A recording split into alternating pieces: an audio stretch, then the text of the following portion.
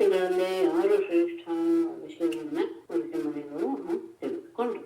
ಅದು ಆದಮೇಲೆ ಎಲ್ಲವೂ ಸಹ ಆತನಿಂದಲೇ ಎನ್ನುವಂತಹ ವಿಷಯವನ್ನ ಅವರು ಮತ್ತೆ ಪ್ರಕಟಪಡಿಸಿದರು. ಎಲ್ಲರೂ ಸಹ ಪರಮಾತ್ಮನ ಸ್ವರೂಪನೇ, ಅದರಲ್ಲಿ ಯಾವ ಭೇದವೂ ಇಲ್ಲ. ಆದರೆ ಅವನ ಸತ್ವಗುಣಯುಕ್ತವಾದಂತಹ ಮೂರ್ತಿ ಇದೆಯಲ್ಲ, ಅದು ಪುರುಷಾರ್ಥಕ್ಕೆ ಸಾಧನ. ಹೀಗೆ ನಿಶ್ಚಯಿಸಿಕೊಂಡಂತಹ ಅವರು ಮುನಿಗಳು ಅದೇ ಜ್ಞಾನದಿಂದ ಅವರು ಮೋಕ್ಷವನ್ನು ಚಿಂತಿಸಿದರು ಅಂತ ಹೇಳಿ ಸೂತರು ಕ್ಷೌನಕಾದಿಗಳಿಗೆ ಹೇಳ್ತಾ ಇರುವಂತಹ ಮಾತು ಸುಖ ಮಹರ್ಷಿಗಳ ಬಾಯಿಯಿಂದ ಬಂದಿತ್ತು ಅನ್ನೋದನ್ನ ಅವರು ಹೇಳಿದ್ದಾರೆ. ಅದು ವಿಶೇಷ. ಸುಖ ಮಹರ್ಷಿಗಳು ಎಂಥವರು ಎನ್ನುವುದನ್ನ ನಾವು ಆರಂಭದಲ್ಲಿಯೇ ತಿಳ್ಕೊಂಡಿದ್ದೀವಿ. ಅದಾದ್ಮೇಲೆ ಇನ್ನೊಂದು ವಿಷಯವನ್ನ ತಗೊಳ್ತಾರೆ. ಪರಮಾತ್ಮನ ಸಾಮರ್ಥ್ಯ ಅಂತ ಹೇಳೋದು ಅಷ್ಟು ಉಚಿತವಲ್ಲ. ಪರಬ್ರಹ್ಮನ ಅಂಶ ಅವನು ಎನ್ನುವುದನ್ನ ಈ ಪ್ರಸಂಗದ ಮೂಲಕ ನಮಗೆ ತಿಳಿಸ್ತಾ ಇದ್ದಾರೆ. ಒಬ್ಬ ಬ್ರಾಹ್ಮಣ, ಆತನ ಮಗ ಹುಟ್ಟಿದಾಗಲೇ ಮರಣ ಹೊಂದಿದ. ಅಂತಹವನನ್ನ ತಗೊಂಡು ಅವನಿಗೆ ತನ್ನ ನಿಷ್ಠೆಯ ಬಗ್ಗೆ ತುಂಬಾ ನಂಬಿಕೆ ಇತ್ತು. ತನ್ನಿಂದ ಏನೂ ಲೋಪ ಆಗಿಲ್ಲ ಜೀವನದಲ್ಲಿ. ಹಾಗಾಗಿ ತನ್ನ ಮಗ ಸಾಯೋದಕ್ಕೆ ರಾಜನೇ ಕಾರಣ ಎನ್ನುವ ಭಾವದಿಂದ ಆತ ಅರಮನೆಯ ಬಾಗಿಲ ಹತ್ರ ತಂದಿಟ್ಟು, ಈ ರಾಜ ಕ್ಷತ್ರಿಯ ಧರ್ಮವನ್ನು ಸರಿಯಾಗಿ ಪಾಲಿಸ್ತಾ ಇಲ್ಲ, ಈತ ಮಾಡಿದಂತಹ ಕರ್ಮವೇ ನನ್ನ ಮಗನ ಪ್ರಾಣವನ್ನು ತೆಗೆದುಕೊಂಡಿದೆ. ಇಂದ್ರಿಯ ನಿಗ್ರಹ ಇಲ್ಲದೆ ಇರುವಂತಹ, ನಡತೆ ಶುದ್ಧವಿಲ್ಲದೆ ಇರುವಂತಹ, ಪರಹಿಂಸೆಯನ್ನು ಕೊಟ್ಟು ಆನಂದ ಪಡುವಂತಹ ಅಂತಹ ಪ್ರಜೆಗಳಿಗೆ ದುರ್ಗತಿ. ಅದಾದ್ಮೇಲೆ ಹೋಗ್ಲಿ, 2ನೇ ಸಲ ಏನಾದ್ರು ಆಯ್ತಾ ಅಂದ್ರೆ ಇಲ್ಲ, 2ನೇ ಸಲ, 3ನೇ ಸಲ, ಹೀಗೆಯೇ ಪ್ರತಿಯೊಂದು ಬಾರಿಯೂ ಸಹ ಮಗು ಹುಟ್ಟೋದು ಹಾಗೆ ಸಾಯೋದು ಆಗ್ತಿತ್ತು. ಅದನ್ನು ತಂದು ಪ್ರತಿ ಸತಿನೂ ಇದೇ ರೀತಿಯಾಗಿ ಆತ ಅರಮನೆ ಹತ್ತಿರ ಬಂದು ತನ್ನ ದುಃಖವನ್ನು ತೋಡ್ಕೊಳ್ತಾ ಇದ್ದ. ಒಮ್ಮೆ ಕೃಷ್ಣನನ್ನ ನೋಡಕ್ಕೆ ಅರ್ಜುನ ಬಂದ ಸಂದರ್ಭದಲ್ಲಿ ಇದೇ ಪ್ರಕರಣ ನಡೆಯಿತು. ಆಗ ಅವನಿಗೆ ಆಶ್ಚರ್ಯವಾಗಿ ಹೋಗುತ್ತೆ. ಅರ್ಜುನನಿಗೆ ಬ್ರಾಹ್ಮಣನ ಕೇಳ್ತಾನೆ, ನಿನ್ನ ಮನೆ ಹತ್ರ ಯಾರೋ ಒಬ್ರು ರಕ್ಷಣೆ ಕೊಡುವಂತಹ ಕ್ಷತ್ರಿಯರೇ ಇಲ್ವಪ್ಪ? ಅವರು ಸಹ ಏನು ಶಾಂತರಾಗಿ ಬ್ರಾಹ್ಮಣರ ಹಾಗೆ ಯಾಗದೀಕ್ಷೆ ಏನಾದ್ರು ತಗೊಂಡ್ಬಿಟ್ಟಿದಾರ? ಹೀಗೆ ತಮ್ಮ ಹೆಂಡತಿ ಮಕ್ಕಳನ್ನೆಲ್ಲ ಕಳೆದುಕೊಂಡಂತಹ ಬ್ರಾಹ್ಮಣರು ದುಃಖಪಡಿಸ್ತಾ ಇರುವಂತಹ ಸಂದರ್ಭದಲ್ಲಿ ಕ್ಷತ್ರಿಯರು ಸುಮ್ಮನೆ ಇದ್ದಾರೆ ಅಂದ್ರೆ ಅವರು ಕ್ಷತ್ರಿಯನ ವೇಷವನ್ನು ಧರಿಸಿದಂತಹ ನಟರು ಅಂತ ತಿಳ್ಕೊಳ್ಬೇಕೇ ಹೊತ್ತು ಅವರು ನಿಜವಾದ ಕ್ಷತ್ರಿಯರಲ್ಲ ಅಂತ ಹೇಳಿ ಮತ್ತೆ ಬ್ರಾಹ್ಮಣನಿಗೆ ಹೇಳ್ತಾನೆ, ನೀನು ನನಗೆ ಬಹಳ ಪೂಜ್ಯ, ನಿಮ್ಮರ ಮಗುವಿನ ರಕ್ಷಣೆಯನ್ನು ನಾನು ಇನ್ಮೇಲೆ ಹೊತ್ಕೊಳ್ತೇನೆ. ಒಂದು ವೇಳೆ ನನ್ನ ಪ್ರತಿಜ್ಞೆ ಏನಾದರೂ ಹುಸಿ ಆಗಿಬಿಟ್ರೆ, ಸುಳ್ಳು ಆಗಿಬಿಟ್ರೆ ನಾನು ಅಗ್ನಿ ಪ್ರವೇಶ ಮಾಡ್ತೇನೆ ಪ್ರಾಯಶ್ಚಿತ್ತ ರೂಪದಲ್ಲಿ ಅಂತ ಹೇಳ್ತಾನೆ. ಆಗ ಬ್ರಾಹ್ಮಣ ಹೇಳ್ತಾನೆ, ಅಲ್ಲ ಬಲರಾಮ, ವಾಸುದೇವ, ಪ್ರದ್ಯುಮ್ನ, ಅನಿರುದ್ಧ ಎಲ್ಲರೂ ಸಹ ಅದ್ಭುತವಾದ ಪುರುಷರಿಗೂ ದುಷ್ಕರವಾದಂತಹ ಕಾರ್ಯವನ್ನು ನೀನು ಮಾಡ್ತೇನೆ ಅಂತ ಹೇಳ್ತಾ ಇದೆಯಲ್ಲ, ಇದು ಸ್ವಲ್ಪ ಹುಡುಗಾಟದ ಮಾತಿನ ಹಾಗೆ ತೋರ್ತಾ ಇದೆ, ನನಗೇನೋ ನಂಬಕ್ಕೆ ಆಗ್ತಾ ಇಲ್ಲ. ಆಗ ಅರ್ಜುನ ಬ್ರಾಹ್ಮಣಿಗೆ ಹೇಳ್ತಾನೆ, ನಾನು ಬಲರಾಮನಲ್ಲ, ಕೃಷ್ಣನಲ್ಲ, ಕೃಷ್ಣನ ಮಗನೂ ಅಲ್ಲ, ಅವನ ಮೊಮ್ಮಗನೂ ಅಲ್ಲ, ನಾನು ಅರ್ಜುನ. ನನ್ನ ಹತ್ತಿರ ಇರುವಂತದ್ದು ಗಾಂಡೀವ ಧನಸ್ಸು, ನನ್ನ ಪರಾಕ್ರಮವನ್ನ ಪರಮೇಶ್ವರನೇ ಮೆಚ್ಕೊಂಡ್ಬಿಟ್ಟಿದ್ದಾನೆ. ಹಾಗಾಗಿ ಯುದ್ಧದಲ್ಲಿ ಮೃತ್ಯುವನ್ನು ಸಹ ಗೆದ್ದು ನಾನು ನಿನ್ನ ಮಗನನ್ನ ತಂದ್ಕೊಡ್ತೇನೆ. ಪಾರ್ಥ ಈ ಜೋರಾಗಿ ಪ್ರತಿಜ್ಞೆ ಮಾಡಿದ್ರಿಂದ ಆ ಬ್ರಾಹ್ಮಣನಿಗೆ ಸ್ವಲ್ಪ ವಿಶ್ವಾಸ ಉಂಟಾಯ್ತು. ಸ್ವಲ್ಪ ಸಮಾಧಾನದಿಂದ ಮನೆಗೆ ಹೋದ. ಬ್ರಾಹ್ಮಣನ ಪತ್ನಿಗೆ ಪ್ರಸವ ಕಾಲ ಬಂತು. ತಕ್ಷಣ ಅವನಿಗೆ ಉದ್ವೇಗ ಆಗೋಯ್ತು. ಈ ಮಗು ಮಾತ್ರ ಉಳಿದು ಏನು ಓಡಿ ಹೋಗಿ ಅದನ್ನ ಹೇಳ್ದ, ಈ ಮಗುವನ್ನು ಉಳಿಸು, ಆ ಮಗುವನ್ನು ಮೃತ್ಯುವಿನಿಂದ ಪಾರು ಮಾಡ್ಬಿಡು. ತಕ್ಷಣ ಅರ್ಜುನ ಬಂದು ಮಹೇಶ್ವರ ನಮಸ್ಕಾರ ಮಾಡಿ ಆಶಮನ ಮಾಡಿ ನಮಸ್ಕಾರ ಮಾಡಿ ದಿವ್ಯಾದ ಮಂತ್ರಾಸ್ತ್ರಗಳನ್ನು ಮಾಡಿಕೊಂಡು ಅಂಡಿಯೋದ ಧನಸ್ಸನ್ನ ಎದೆಸಿ ಕೈಯಲ್ಲಿ ಹಿಡಿದ ಅನೇಕ ರೀತಿಯ ದಿವ್ಯವಾದ ಮಂತ್ರಾಸ್ತ್ರಗಳನ್ನ ಪ್ರಯೋಗ ಮಾಡಿ ಆ ಪ್ರಸವ ಗೃಹದ ಸುತ್ತಲೂ ಯಾರೂ ಬರ್ತಾ ಇರುವ ರೀತಿಯಲ್ಲಿ ಜಲಪಂಜರವನ್ನು ನಿರ್ಮಿಸಿಬಿಟ್ಟು ಆ ಸಂದರ್ಭದಲ್ಲಿ ಬ್ರಾಹ್ಮಣನ ಪತ್ನಿಗೆ ಒಂದು ಗಂಡು ಮಗು ಹುಟ್ಟಿತು. ಅದು ಜೋರಾಗಿ ಅಳುತ್ತಾ ಇದ್ದಕ್ಕಿದ್ದಂತೆ ಆಕಾಶಕ್ಕೆ ಹೋಗಿ ಅದು ದೇಹ ಸಹಿತ ಅದೃಶ್ಯವಾಗಿ ಹೋಗುದು. ಇಲ್ಲಿವರೆಗೂ ದೇಹ ಆದ್ರೂ ಸಿಕ್ತಿತ್ತು, 9 ಬಾರಿ ಆಗಿದ್ದು. ಆಗ ಇದು ದೇಹವೂ ಅಳಿಲಿಲ್ಲ. ಆಗ ಬ್ರಾಹ್ಮಣನಿಗೆ ಬಹಳ ಕೋಪ ಬಂದ್ಬಿಟ್ಟು ಅರ್ಜುನನನ್ನ ಕೃಷ್ಣನ ಎದುರಿಗೇನೆ ಅವಮಾನ ಮಾಡಿಬಿಡ್ತಾನೆ. ಒಬ್ಬ ನಪುಂಸಕಾರನ ಮೂರ್ಖತನವನ್ನ ಎಲ್ರು ನೋಡಿ ಪ್ರದ್ಯುಮ್ನಿಗೆ, ಅನಿರುದ್ಧನಿಗೆ ಯಾರಿಗೂ ಆಗಿಲ್ಲ, ಬಲರಾಮನಿಗೆ, ಕೃಷ್ಣನಿಗೂ ಆಗಿಲ್ಲ ಅಂದಾಗ ಇದು ಯಾರು ರಕ್ಷಣೆ ಮಾಡಕ್ ಶ್ರಮಿಸ್ತಾ ಇರ್ತಾರೆ? ನಾನು ಏನೋ ಒಂದು ವಿಶ್ವಾಸ ಇಟ್ಬಿಟ್ಟೆ ಇವನು ಆತ್ನಲ್ಲಿ, ಸುಳ್ಳು ಹೇಳುವಂತಹ ಇವನು ನಿನಗೆ ಧಿಕ್ಕಾರವಿರಲಿ, ಬಡಾಯಿ ಕೊಚ್ಕೊಂಡ ದೈವ ನನ್ನ ಬೆನ್ನು ಹತ್ತಿದೆ ಅಂತ ಹೇಳಿದಾಗ ಈ ಬುದ್ಧಿಗೇಡಿ ಅದನ್ನ ಹಿಂದೆ ವಾಪಸ್ ತರ್ತೀನಿ ಅಂತ ಹೇಳ್ತಾ ಇದ್ದಾನೆ, ಅದನ್ನ ತಪ್ಪಿಸ್ತೀನಿ ಅಂತ ಇದ್ದಾನೆ. ಅದು ನಿಜವಾಗಿ ಮೂರ್ಖತನವೇ. ಅಂತಹ ಋಷಿಗೆ ಸಮಾನನಾದಂತಹ ವಿಪ್ರಶ್ರೀ ಅದು ಹೇಳ್ತಾರೆ. ಅಂದ್ರೆ ಆತ ಜೀವನದಲ್ಲಿ ಅತ್ಯಂತ ಯೋಗ್ಯವಾದ ರೀತಿಯ ಜೀವನವನ್ನು ನಡೆಸು. ಹೀಗೆ ಆತ ದುಃಖದಿಂದ ಗೋಳಾಡ್ತಾ ಇರುವಾಗ ತಕ್ಷಣ ಪಾರ್ಥ ತನ್ನ ಮಂತ್ರವಿದ್ಯಾ ಬಲದಿಂದ ಯಮದೇವನಿರುವಂತಹ ಸಂಯಮನೆ ಪಟ್ಟಣಕ್ಕೆ ಹೋದ. ಅಲ್ಲಿ ಬ್ರಾಹ್ಮಣ ಪುತ್ರ ಕಾಣಲಿಲ್ಲ. ಆಮೇಲೆ ಇಂದ್ರನ ಮರಾಂತಿಗೆ ಬಂದ. ಹಾಗೆ ಎಲ್ಲ ಲೋಕಗಳನ್ನು ಸಹ ಪ್ರವೇಶ ಮಾಡಿದ. ಆಯುಧಧಾರಿಯಾಗಿ ಅರ್ಜುನ ರಸಾತಲವನ್ನು ಪ್ರವೇಶ ಮಾಡಿದ. ಅದಾದ್ಮೇಲೆ ಸ್ವರ್ಗದ ಮೇಲಿರುವಂತಹ ವೃದ್ಧ ಲೋಕಗಳಲ್ಲಿಯೂ ಸಹ ಅನ್ವೇಷಣೆ ಮಾಡಿದ. ಎಲ್ಲೂ ಸಿಗಲಿಲ್ಲ ಬ್ರಾಹ್ಮಣನ ಮಗ. ತನ್ನ ಪ್ರತಿಜ್ಞೆ ನಾನು ಮಾಡಿದ್ದೆ ಬ್ರಾಹ್ಮಣನ ಎದುರಿಗೆ, ಅದು ನೆರವೇರಲಿಲ್ಲ ಎನ್ನುವಂತಹ ಭಾವದಿಂದ ಅಗ್ನಿ ಪ್ರವೇಶಕ್ಕೆ ಸಿದ್ಧನಾಗಿ ಬಿಟ್ಟ. ಆಗ ಕೃಷ್ಣ ಅವನನ್ನು ತಡಿತಾನೆ. ಬ್ರಾಹ್ಮಣನ ಎಲ್ಲ ಮಕ್ಕಳು ಸಹ ಎಲ್ಲಿದ್ದಾರೆ ಅಂತ ನಾನು ನಿನಗೆ ತೋರಿಸ್ತೇನೆ. ನೀನು ಅವಮಾನವಾಯ್ತು ಅಂತ ಈ ರೀತಿ ನಿರ್ಧಾರವನ್ನು ತೆಗೆದುಕೊಳ್ಬೇಡ. ಯಾರು ನಮ್ಮನ್ನ ಈಗ ನಿಂದಿಸ್ತಾ ಇದ್ದಾರೋ ಅಂದ್ರೆ ಅದನ್ನು ನೀನು ಮನಸ್ಸಿಗೆ ತಂದ್ಕೋ ಹೇಳಿ ಪರಮಾತ್ಮ ರಥವನ್ನ ತನ್ನ ದಿವ್ಯವಾದ ರಥವನ್ನು ಏರಿ ಅರ್ಜುನನೊಂದಿಗೆ ಪಶ್ಚಿಮ ದಿಕ್ಕಿಗೆ ಪ್ರಯಾಣ ಮಾಡಿದ. ಅಲ್ಲಿ 7 ಪರ್ವತಗಳಿರುವಂತಹ ಸಪ್ತದ್ವೀಪ ಸಪ್ತಸಾಗರ ದಾಟಿ ಲೋಕಾಲೋಕ ಪರ್ವತ ಸ್ವಲ್ಪ ನೆನಪಿಸ್ಕೊಳ್ಳಿ. ಅದನ್ನು ದಾಟಿಕೊಂಡು ಹೋದ ಮೇಲೆ ಎಲ್ಲೆಲ್ಲೂ ಬೆಳಕಿಲ್ಲ. ಲೋಕಾಲೋಕ ಪರ್ವತ ದಾಟಿದ ಮೇಲೆ ಏನೂ ಇಲ್ಲ, ಗಾಢಾಂಧಕಾರ.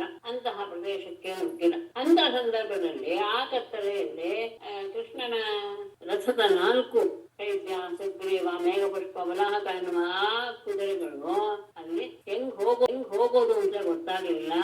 ಕುದುರೆಗಳಿಗೂ ದಿಕ್ಕು ಕಾಣದೇ ಇರೋದನ್ನ ನೋಡಿ ಯೋಗೇಶ್ವರನಾದ ಕೃಷ್ಣ ತನ್ನ ಸುದರ್ಶನ ಚಕ್ರವನ್ನು ಮುಂದೆ ಬಿಟ್ಟ. ಆ ಚಕ್ರ ಮುಂದೆ ಹೋಗ್ತಾ ಇದ್ದ ಹಾಗೆ ಬೆಳಕನ್ನು ತೋರಿಸ್ತಾ ಇದೆ. ಅದು 1000 ಸೂರ್ಯರ ಹಾಗೆ ಬೆಳಗ್ತಾ ಸಾಗ್ತಾ ಇದೆ. ಹೇಗೆ ಅದು ಹೋಗ್ತಾ ಇದೆ ಎನ್ನುವುದನ್ನ ಹೇಳ್ತಾರೆ. ರಾಮ ಬಾಣ ಒಂದು ಸತಿ ಅವನ ಧನಸ್ಸಿಂದ ಹೊರ ಹೋದ ತಕ್ಷಣ ಹೇಗೆ ರಾಕ್ಷಸೇನೆಗಳನ್ನ ಬೇರಿಸ್ತಾ ಮುನ್ನುಗ್ತೋ ಹಾಗೆ ಸುದರ್ಶನ ಚಕ್ರವೂ ಸಹ ಸಹಜವಾಗಿ ಅತ್ಯಂತ ಭಯಂಕರವಾದ ಗಾಢಾಂಧಕಾರ ಅಂತಹ ಅದನ್ನ ತನ್ನ ಅದ್ಭುತವಾದ ಪ್ರಕಾಶದಿಂದ ಚೂರು ಮಾಡಿ ಮನೋವೇಗದಲ್ಲಿ ಮುನ್ನುಗ್ತು. ಚಕ್ರ ಹೋದ ದಾರಿಯಲ್ಲಿ ಇವರು ಸಹ ಮುನ್ನುಗ್ಗಿದರು. ತಮಸ್ಸಿನ ದಾರಿ ಆದ್ಮೇಲೆ ಇರುವಂತದ್ದು ಅಂದ್ರೆ ಅಲ್ಲಿ ಬರೀ ಬೆಳಕು. ಅಂತಹ ಆ ಭಗವಂತನ ಜ್ಯೋತಿಗೆ ಸುದರ್ಶನ ಚಕ್ರ ಹೋಗ್ತಾ ಇರೋದನ್ನ ನೋಡಿ ಅರ್ಜುನನಿಗೆ ಅದನ್ನ ಕಣ್ಣಿಂದ ನೋಡಕ್ ಆಗ್ಲಿಲ್ಲ. 2 ಕಣ್ಣುಗಳನ್ನು ಮುಚ್ಚಿಕೊಂಡ್ಬಿಟ್ಟ. ಆಮೇಲೆ ಸಮುದ್ರದಲ್ಲಿ ರಥ ಹೊರಡುತ್ತೆ. ಅಲ್ಲಿ ಬಿರುಗಾಳಿಯಿಂದ ದೊಡ್ಡ ಅಲೆಗಳು ಎದ್ದು ಅದು ಒಂದು ರೀತಿಯಾಗಿ ಜಲಕ್ಕೆ ಸಮುದ್ರಕ್ಕೆ ಒಂದು ಅಲಂಕಾರವೇ ಆಗಿತ್ತು. ಇದರ ಮಧ್ಯದಲ್ಲಿ ಹೊಳೆಯುವಂತಹ ಅದ್ಭುತವಾದಂತಹ ಒಂದು ಭವನ. ಇದನ್ನ ಶ್ರೀಪ್ರಿಯದಲ್ಲಿ ಮಹಾಕಾಲಪುರ ಅಂತ ಕರೆದಾರೆ ಆ ಭವನವನ್ನು. ಅದರಲ್ಲಿ ಹೊಳೆಯುವಂತಹ ಮಣಿಸ್ತಂಭಗಳಿವೆ, 1000 ಮಣಿಸ್ತಂಭಗಳಿವೆ. ಅದರಲ್ಲಿ 1000 ಹೆಡೆಗಳಿಂದ ತನ್ನ ಹೆಡೆಗಳಲ್ಲಿರುವಂತಹ ರತ್ನಗಳಿಂದ ಶೋಭಿಸ್ತಾ 2000 ಉಗ್ರ ನೇತ್ರಗಳಿಂದ ಭಯಂಕರವಾದ ನೇತ್ರ. ಇದು ಆದಿಶೇಷನ ವಿಷಯ. ಕಪ್ಪಾದ ಕುತ್ತಿಗೆ ಮತ್ತು ನಾಲಿಗೆಗಳಿಂದ ಹೊಳಿತಾ ಇರುವಂತಹ ಸ್ಫಟಿಕಶಿಲೆಯ ಪರ್ವತವೋ ಎಂಬ ಹಾಗೆ ಕಂಗೊಳಿಸ್ತಾ ಇರುವಂತಹ ಅತ್ಯಂತ ಭಯಂಕರನಾದ ಅದ್ಭುತವಾದ ಆಕಾರವುಳ್ಳಂತಹ ಅನಂತನನ್ನು ಆದಿಶೇಷನನ್ನ ಅರ್ಜುನ ನೋಡ್ತಾನ. ಆದಿಶೇಷನ ದೇಹದ ಮೇಲೆ ಸುಖವಾಗಿ ಕುಳಿತಿರುವಂತಹ ನಾರಾಯಣನನ್ನ ಅರ್ಜುನ ನೋಡಿ. ಹೇಗಿದ್ದಾನೆ? ದಟ್ಟವಾದ ಮೋಡದ ಹಾಗೆ ಕಪ್ಪಾದ ಶರೀರ, ಪೀತಾಂಬರ ಧಾರಿ, ಅನುಗ್ರಹವನ್ನು ಸೂಚಿಸ್ತಾ ಇರುವಂತಹ ಪ್ರಸನ್ನವಾದ ಮುಖ, ಸುಂದರವಾದ ವಿಶಾಲವಾದ ಕಣ್ಣುಗಳು, ಮಹಾರತ್ನ ಖಚಿತವಾದಂತಹ ಕಿರೀಟ, ಕುಂಡಲಗಳ ಪ್ರಭೆ ಆತನ ಕೇಶಗಳ ಸಮೂಹದ ಮೇಲೆ ಎಲ್ಲ ಕಡೆ ವ್ಯಾಪಿಸಿತ್ತು. ನೀಳವಾಗಿ ಸುಂದರವಾಗಿರುವಂತಹ 8 ಭುಜಗಳು, ಮತ್ತೆ ಕೌಸ್ತುಭಮಣಿ, ಶ್ರೀವತ್ಸ ಚಿನ್ನದ ಕಾಂತಿ, ವನಮಾಲೆ, ಇದರೆಲ್ಲರಿಂದಲೂ ಶೋಭಿತನಾಗಿದ್ದ ಪರಮಾತ್ಮ ಪರಮೇಷ್ಠಿಗಳಿಗೆಲ್ಲ ಒಡೆ ಆತನ ಪಾರ್ಷದರಾದಂತಹ ನಂದ ಸನಂದಾದಿಗಳು ಮತ್ತು ಶರೀರವನ್ನು ಧರಿಸಿ ಬಂದಂತಹ ಆತನ ಚಕ್ರ ಅದಿ ಆಯುಧಗಳು ಎಲ್ಲ ಏನೇನು ಆತನ ಆಯುಧಗಳಿವೆ ಅವುಗಳು ಶರೀರವನ್ನು ಧರಿಸಿಕೊಂಡಿದೆ. ಪುಷ್ಟಿ ಶ್ರೀ ಕೀರ್ತಿ ಅಜ ಎನ್ನುವಂತಹ ಶಕ್ತಿಗಳು ಆತನ ಶಕ್ತಿಗಳು ಮತ್ತೆ ಅನಿವಾರ್ಯ ಅಷ್ಟಸಿದ್ಧಿಗಳು ಸಹ ಮೂರ್ತಿಯನ್ನು ಧರಿಸಿ ಬಂದು ಪರಮಾತ್ಮನನ್ನು ಸೇವಿಸ್ತಾ ಇವೆ. ಕೃಷ್ಣ ತನ್ನದೇ ಸ್ವರೂಪ ಆತನಿಗೆ ತಾನೇ ನಮಸ್ಕಾರ ಮಾಡಿದ. ಅಲ್ಲಿ ಆ ಸಂದರ್ಭವನ್ನು ನೋಡಿ ಅರ್ಜುನ ಗಾಬರಿ ಆಗ್ಬಿಟ್ಟಿದ್ದ. ಏನಪ್ಪ ಎದೆಯಲ್ಲಿ ಬಂದಿದ್ದೀನಿ ಹೇಗಿದೆ ಅಂತ ಕೃಷ್ಣ ನಮಸ್ಕಾರ ಮಾಡಿದರೆ ಹಿಂದೆಯಿಂದ ಇನ್ನೂ ಸಹ ನಮಸ್ಕಾರ ಮಾಡಿದ. ಕೃಷ್ಣಾರ್ಜುನರಿಬ್ಬರು ಕೈ ಮುಗಿದುಕೊಂಡು ನಿಂತಿದ್ದಾರೆ. ಆಗ ಶ್ರೀಮನ್ನಾರಾಯಣ ಗಂಭೀರವಾದ ಮಾತಿನಿಂದ ಅಂದ, ಕೃಷ್ಣಾರ್ಜುನರೇ, ನಿಮ್ಮನ್ನ ನೋಡಬೇಕು ಎನ್ನುವಂತಹ ಕುತೂಹಲದಿಂದ ನಾನು ಈ ಬ್ರಾಹ್ಮಣ ಪುತ್ರರನ್ನ ಇಲ್ಲಿಗೆ ತಂದೆ. ಈ ತರದ ಸಂದರ್ಭವನ್ನು ನಾನೇ ಸೃಷ್ಟಿ ಮಾಡಿದೆ. ಧರ್ಮ ರಕ್ಷಣೆಗೋಸ್ಕರ ನೀವಿಬ್ಬರು ನನ್ನ ಅಂಶದಿಂದ ಭೂಲೋಕದಲ್ಲಿ ಅವತಾರ ಮಾಡಿದಿರ. ಭೂಲೋಕಕ್ಕೆಲ್ಲ ಭಾರವಾಗಿರುವಂತಹ ಅಸುರರನ್ನ ಆದಷ್ಟು ಬೇಗ ಸಂಹಾರ ಮಾಡಿ ನನ್ನ ಬಳಿಗೆ ಬೇಗ ಬಂದ್ಬಿಡಿ. ಪುರುಷ ಶ್ರೇಷ್ಠರಾದ ನೀವು ನರ ನಾರಾಯಣ ಎನ್ನುವಂತಹ ಋಷಿಗಳು. ಯದ್ಯಪಿ ನಿಮಗೆ ಯಾವ ಕಾಮನೆಗಳು ಇಲ್ಲ, ಪೂರ್ಣ ಕಾಮರು ನೀವು. ಆದರೂ ಲೋಕದ ಸ್ಥಿತಿಯನ್ನ ಕಾಪಾಡಬೇಕಾಗಿದೆ. ಲೋಕ ಸಂಗ್ರಹಾತ್ಮಕವಾದಂತಹ ಧರ್ಮವನ್ನ ಎಲ್ರಿಗೂ ಪ್ರಕಟಪಡಿಸಬೇಕಾಗಿದೆ. ಹಾಗಾಗಿ ನೀವು ಅದನ್ನ ಆಚರಿಸ್ತಾ ಇದ್ದೀನಿ. ಹೇಗೆ ಪರಮಾತ್ಮ ಆದೇಶ ಕೊಟ್ಟ ಕೃಷ್ಣಾರ್ಜುನರಿಬ್ಬರು ಓಂ ಅಂತ ಅಂದ್ರೆ ಆಗಲಿ ಎನ್ನುವ ಮಾತನ್ನ ಹೇಳಿ ನಮಸ್ಕಾರ ಮಾಡಿ ಬ್ರಾಹ್ಮಣ ಬಾಲಕರನ್ನೆಲ್ಲ ಕರೆದುಕೊಂಡು ಬಂದಂತಹ ದಾರಿಯಲ್ಲಿಯೇ ಹಿಂತಿರುಗಿದರು. ಅವರೆಲ್ಲರೂ ಸಹ ಅವರವರ ಯಾವ ಹುಟ್ಟಿದ್ರು ಅದಕ್ಕೆ ಸರಿಯಾದಂತಹ ವಯಸ್ಸಿನ ರೀತಿಯಲ್ಲಿಯೇ ಬೆಳೆದಿದ್ರು, ರೂಪವಂತರಾಗಿದ್ದರು. ಆ ಬ್ರಾಹ್ಮಣರ ಮಕ್ಕಳು ಅವರನ್ನ ಕರ್ಕೊಂಡು ಬಂದು ರಾವಣನಿಗೆ ಒಪ್ಪಿಸಿದರು. ಅರ್ಜುನನಿಗೆ ವಿಷ್ಣುವಿನ ಮಹಿಮೆ ಏನು ಅನ್ನೋದನ್ನ ಕಣ್ಣಾರೆ ನೋಡಿದ ತಕ್ಷಣ ಅವನು ಆಶ್ಚರ್ಯದಿಂದ ಕೊಡ್ಬಿಟ್ಟ.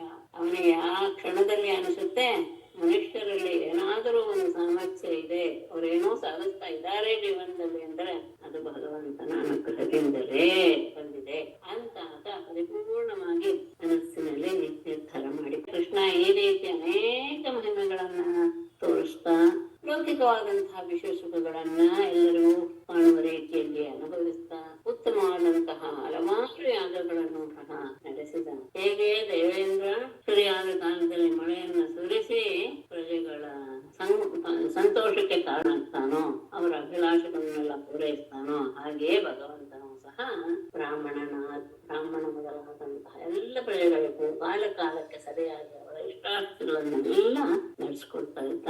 ಅನೇಕ ಜನ ಅಧರ್ಮಿಗಳಾದ ರಾಜರನ್ನ ಕೊಂದ, ಅಂದ್ರೆ ಉಳಿದವರಿಗೆ ಕೊಲ್ಲಕ್ಕೆ ಆಗದೆ ಇರುವಂತವ್ರು ಅಂಥದ್ರಲ್ಲಿ ತಾನೇ ಪ್ರವೇಶ ಮಾಡಬೇಕಾದಂತಹ ಸಂದರ್ಭದಲ್ಲಿ ಮಾತ್ರ ಆತನೇ ಅಂಥವ್ರನ್ನೆಲ್ಲ ಕೊಂದ. ಇನ್ನು ಕೆಲವರನ್ನ ಅರ್ಜುನಾದಿಗಳಿಂದ ಕೊಲ್ಲಿಸಿದ. ಮತ್ತೆ ಧರ್ಮರಾಯ ಮೊದಲಾದಂತಹ ಉತ್ತಮರಾದಂತಹ ರಾಜರ ಮೂಲಕ ಧರ್ಮವನ್ನ ಸರಿಯಾದ ಮಾರ್ಗಕ್ಕೆ ತಂದು ನಿಲ್ಲಿಸಿದ್ದ ಅಂತ ನಾವು ದಶಮಸ್ಕಂದದ ಕೊನೆಗೆ ಬಂದಿದ್ದೀವಿ. ಸಂಕ್ಷೇಪವಾಗಿ ಕೃಷ್ಣ ಹೇಗೆ ಇದ್ದ ಅನ್ನೋದನ್ನ ಒಂದು ಅಧ್ಯಾಯದಲ್ಲಿ 90ನೇ ಅಧ್ಯಾಯದಲ್ಲಿ ತಿಳಿಸಕ್ಕೆ ಹೊರಟಿದ್ದಾರೆ. ಇದು ವಂಶದವರ ವೃತ್ತಾಂತಗಳು ಸಹ ಇದರಲ್ಲಿ ಬರುತ್ತೆ. ಆದ ಮೇಲೆ 11ನೇ ಇದರಲ್ಲಿ ಯಾದವರ ಒಂದು ನಾಶವನ್ನು ಸಹ ಅಲ್ಲಿಂದ ಓಂ ನಮೋ ಭಗವತೆ ಶ್ರೀಶುಕವಾಚ ಸುಖಂ ಸ್ವಪುರ್ಯಾಂ ನಿವಸಂ ಕಾಲಕಾಯಾಂ ಪ್ರಿಯಃ ಸರ್ವ ಸಂಪತ್ ಸಮೃದ್ಧಾಯಾಂ ದುಷ್ಟಾಯಾಂ ವೃಷ್ಣಿಕುಂದಮೈಃ ಸ್ತ್ರೀಭಿಃ ಚ ಉತ್ತಮವೇಷಾಭಿಃ ನವಯೌವನ ಕಾಂತಿಭಿಃ ಕಂದುಕಾದಿಭಿರ್ಧರ್ಮ್ಯೇಷು ಕ್ರೀಡಂತೀಭಿಃ ತಡಿದ್ದಿಭಿಃ. ಇದು 5 ಶ್ಲೋಕದವರೆಗೂ ಇಲ್ಲಿ ಇವನು ಹೇಗೆ ಇದ್ದ ಅನ್ನೋದನ್ನ ಹೇಳುವಂತಹ ಶ್ಲೋಕಗಳು ಒಟ್ಟಿಗೆ ಹೇಳೋದ. ಇಂತಹ ದ್ವಾರಕೆಯಲ್ಲಿ ಆತ ಸುಖವಾಗಿ ಇದ್ದ ಅನ್ನೋದು 5ನೇ ಶ್ಲೋಕದಲ್ಲಿ ನಿಮಗೆ ರೇಮೇ ಷೋಡಶ ಸಹಸ್ರ ಪತ್ನೀನಾಂ ಏಕವಲ್ಲಭ ಅಂತ ಅಲ್ಲಿಗೆ ಮುಗಿಯುತ್ತೆ ಈ ವಿಷಯ. ದ್ವಾರಕೆ ಹೇಗಿತ್ತು ಅನ್ನೋದನ್ನ ತಗೊಳ್ತಾ ಇದ್ದಾರೆ. ಶ್ರಿಯಃಪತಿ ಸರ್ವ ಸಂಪತ್ ಸಮೃದ್ಧಾಯಾಂ ಜುಷ್ಟಾಯಾಂ ಸ್ವಪುರ್ಯಾಂ ದ್ವಾರಕಾಯಾಂ ವೃಷ್ಣಿಪುಂಗವೈಃ ಉತ್ತಮವೇಷಾಭಿಃ ನವಯೌವನಕಾಂತಿಭಿಃ ಹರ್ಮ್ಯೇಷು ಕಂದುಕಾದಿಭಿಃ ಕ್ರೀಡಂತೀಭಿಃ ತಡಿತ್ಯುಭಿಃ ಸ್ತ್ರೀಭಿಃ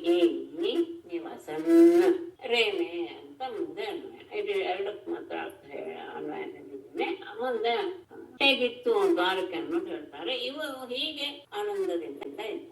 ಶ್ರೀಯಪತಿ ಲಕ್ಷ್ಮೀಪತಿಯಾದಂತಹ ಕೃಷ್ಣನು ಸರ್ವ ಸಂಪತ್ ಸಮೃದ್ಧಾಯ, ಎಲ್ಲ ಸಂಪತ್ತುಗಳಿಂದಲೂ ಸಹ ತುಂಬಿ ದುಷ್ಟಾಯಾಮ್ ಸೇವಿಸ್ತಾ ಇರುವಂತಹ, ಅಂದ್ರೆ ಎಲ್ಲ ಸಂಪತ್ತುಗಳ ಸಮೃದ್ಧಿ ಅಲ್ಲಿದೆ ಅಂತಹ ಸ್ವಪುರ್ಯಾಂ ತನ್ನ ಪಟ್ಟಣವಾದ ದ್ವಾರಕಾಯಾಂ, ದ್ವಾರಕಾ ನಗರದಲ್ಲಿ ಕೃಷ್ಣಿಪುಂಗವೈಹಿ, ಕೃಷ್ಣಿ ಶ್ರೇಷ್ಠ ಅಂದ್ರೆ ಯಾದವ ಶ್ರೇಷ್ಠರೊಡಗೂಡಿ ಉತ್ತಮ ವೇಷಾಭಿಹಿ, ಅತ್ಯಂತ ಉತ್ತಮವಾದಂತಹ ವಸ್ತ್ರಾದಿಗಳಿಂದ ಕೂಡಿರುವ ನವಯೌವನ ಕಾಂತಿಭಿಹಿ, ಯೌವನದಿಂದ ಕೂಡಿ ಕಾಂತಿಯುಕ್ತರಾದ ಧರ್ಮೇಶು ಅರಮನೆಗಳಲ್ಲಿ ಕಂದುಕಾದಿಭಿಹಿ, ಚೆಂಡು ಮೊದಲಾದವುಗಳಿಂದ ಕ್ರೀಡಂತಿಭಿಹಿ ಆಟವಾಡುತ್ತಿರುವ ತಡಿತ್ಯುಭಿಹಿ, ಮಿಂಚಿನ ರೀತಿಯಲ್ಲಿ ಶೋಭಿಸ್ತಾ ಇರುವಂತಹ ಸ್ತ್ರೀಭಿಹಿ, ಸ್ತ್ರೀಯರೊಡನೆ ಸುಖಂ ನಿವಸಂ ಸುಖವಾಗಿ ವಾಸ ಮಾಡಿ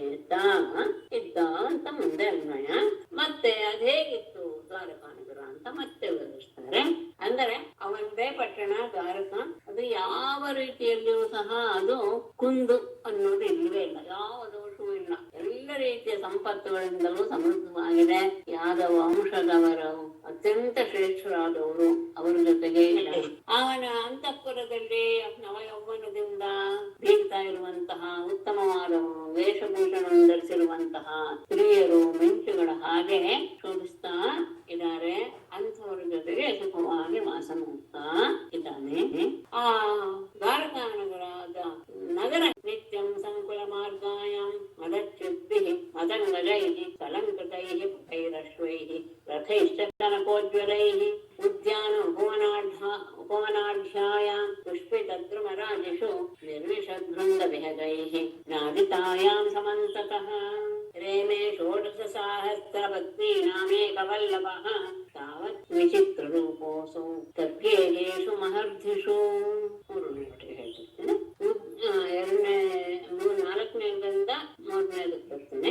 ಉದ್ಯಾನ ಉಪವನಾಢ್ಯಾಯಾಂ ಪುಷ್ಪಿತ ಧ್ರುವರಾಜಿಷು ನಿರ್ವಿಶದ್ಭೃತ ಭೃಂಗವಿಹಗೈಃ ಸಮಂತತಃ ನಾದಿತಾಯಾಂ ಮದಚ್ಯುದ್ಭಿಃ ಮದಂಗಜೈಃ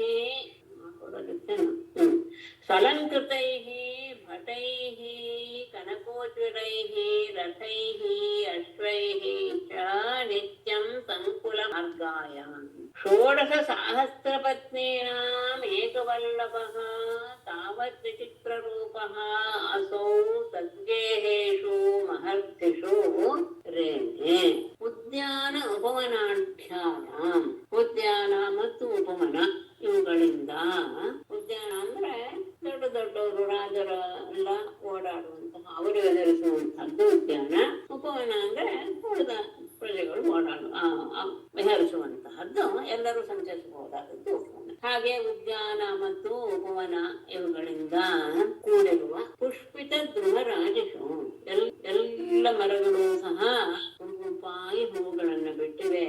ಅಂತಹ ಮರಗಳ ಸಾಲುಗಳಿಂದ ಶೋಭಿಸುತ್ತಿರುವ ನಿರ್ವಿಶದ್ ಭೃಂಗವಿಹಗೈಹಿ, ಆ ಮರಗಳಲ್ಲಿ ಹಕ್ಕಿಗಳ ಮತ್ತು ಭೃಂಗಗಳ ಕಲರವಗಳಿಂದ ಸಮಂತತಃ ನಾದಿತಾಯಾಮ್ ಎಲ್ಲ ಕಡೆಯೂ ಸಹ ಶಬ್ದಾಯಮಾನವಾಗಲ್ಪಟ್ಟ, ಅಂದ್ರೆ ದುಂಬಿಗಳ ಜಯಂಕಾರ, ಹಕ್ಕಿಗಳ ಚಿಲಿಪಿಲಿ ಧ್ವನಿಗಳು ಎಲ್ಲ ಕಡೆ ವ್ಯಾಪಿಸಿವೆ.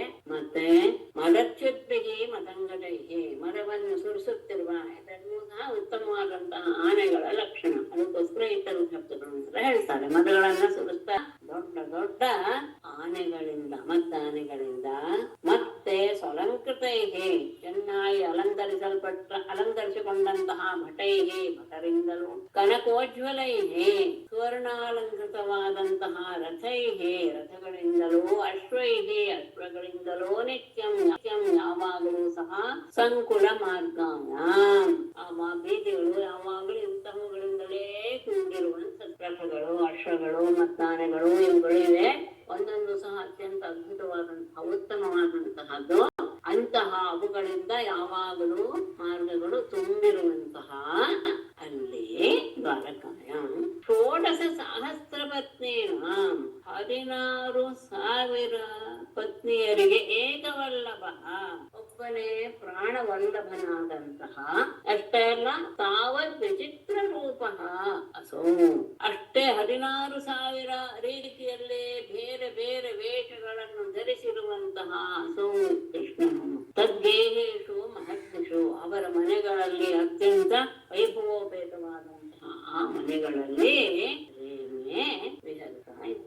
ದ್ವಾರಕೆ ಬೀಜಗಳು ಮೊದಲದಕ್ಕೆ ಅನುಸರಿಸ್ತಾ ಇರುವಂತಹ ಮಹಾಗಜಗಳಿಂದ ಎಲ್ಲರೂ ಸಹ ಭಟರೆಲ್ಲರೂ ಸಹ ಅಲಂಕೃತರಾಗಿರುವಂತಹ ಅವರು ಎಲ್ಲ ಅಲ್ಲಿರುವಂತಹವರು ಮತ್ತೆ ಉತ್ತಮವಾದಂತಹ ಕನಕದಿಂದ ನಿರ್ಮಿತವಾದಂತಹ ರಥಗಳು ಅಶ್ವಗಳು ಇಂತಹ ಅವುಗಳೇ ರಾಜ್ಯಗಳೆಲ್ಲ ತುಂಬಿವೆ. ಉದ್ಯಾನ ಉಪವನಗಳಿಂದ ತುಂಬಿದೆ. ಆ ಉದ್ಯಾನ ಉಪವನಗಳಲ್ಲಿ ಹೂವಿನಿಂದ ಕೂಡಿರುವಂತಹ ಮರಗಳ ಸಾಲುಗಳು, ಆ ಹೂವಿನಲ್ಲಿರುವಂತಹ ಮಧುವನ್ನು ಪಾನ ಮಾಡೋದಕ್ಕೆ ಬಂದಂತಹ ಭೃಂಗಗಳ ನಾದ, ಮರಗಳಲ್ಲಿರುವಂತಹ ಹಕ್ಕಿಗಳ ಚಿಲಿಪಿಲಿ ನಾದ ಎಲ್ಲ ಕಡೆ ವ್ಯಾಪಿಸಿದೆ. ಇಂತಹ ದ್ವಾರಕೆಯಲ್ಲಿ 16,000 ಪತ್ನಿಯರ ಜೊತೆಗೆ ಎಲ್ಲರಿಗೂ ಒಬ್ಬನೇ ಪ್ರಾಣಪ್ರಿಯನಾದಂತಹ ಕೃಷ್ಣ ಅಷ್ಟು ರೂಪಗಳನ್ನು ಧರಿಸಿ, ಎಷ್ಟು ಪತ್ನಿಯರಿದ್ದರೋ ಅಷ್ಟು, ಅಂದ್ರೆ 16,008 പേര് ಅಷ್ಟಮಹಿಷಿಯರು ಆ ರೂಪಗಳನ್ನು ಧರಿಸಿ ವೈಭವೋಪೇತವಾದಂತಹ ಆ ಮನೆಗಳಲ್ಲಿ ಆತ ವಿಹರಿಸ್ತಾ ಇದ್ದ.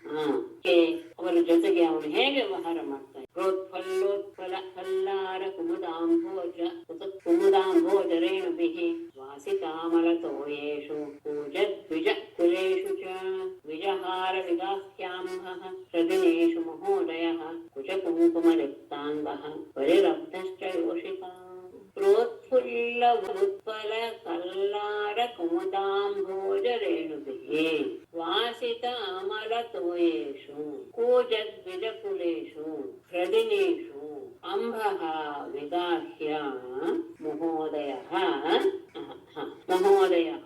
ವಿಜಹಾರ ಯೋಷಿತಾಂ ಪರಿರಬ್ಧಃ ಕುಂಚಕುಂಕುಮಲಿಪ್ತಾಂಗಃ ಚ.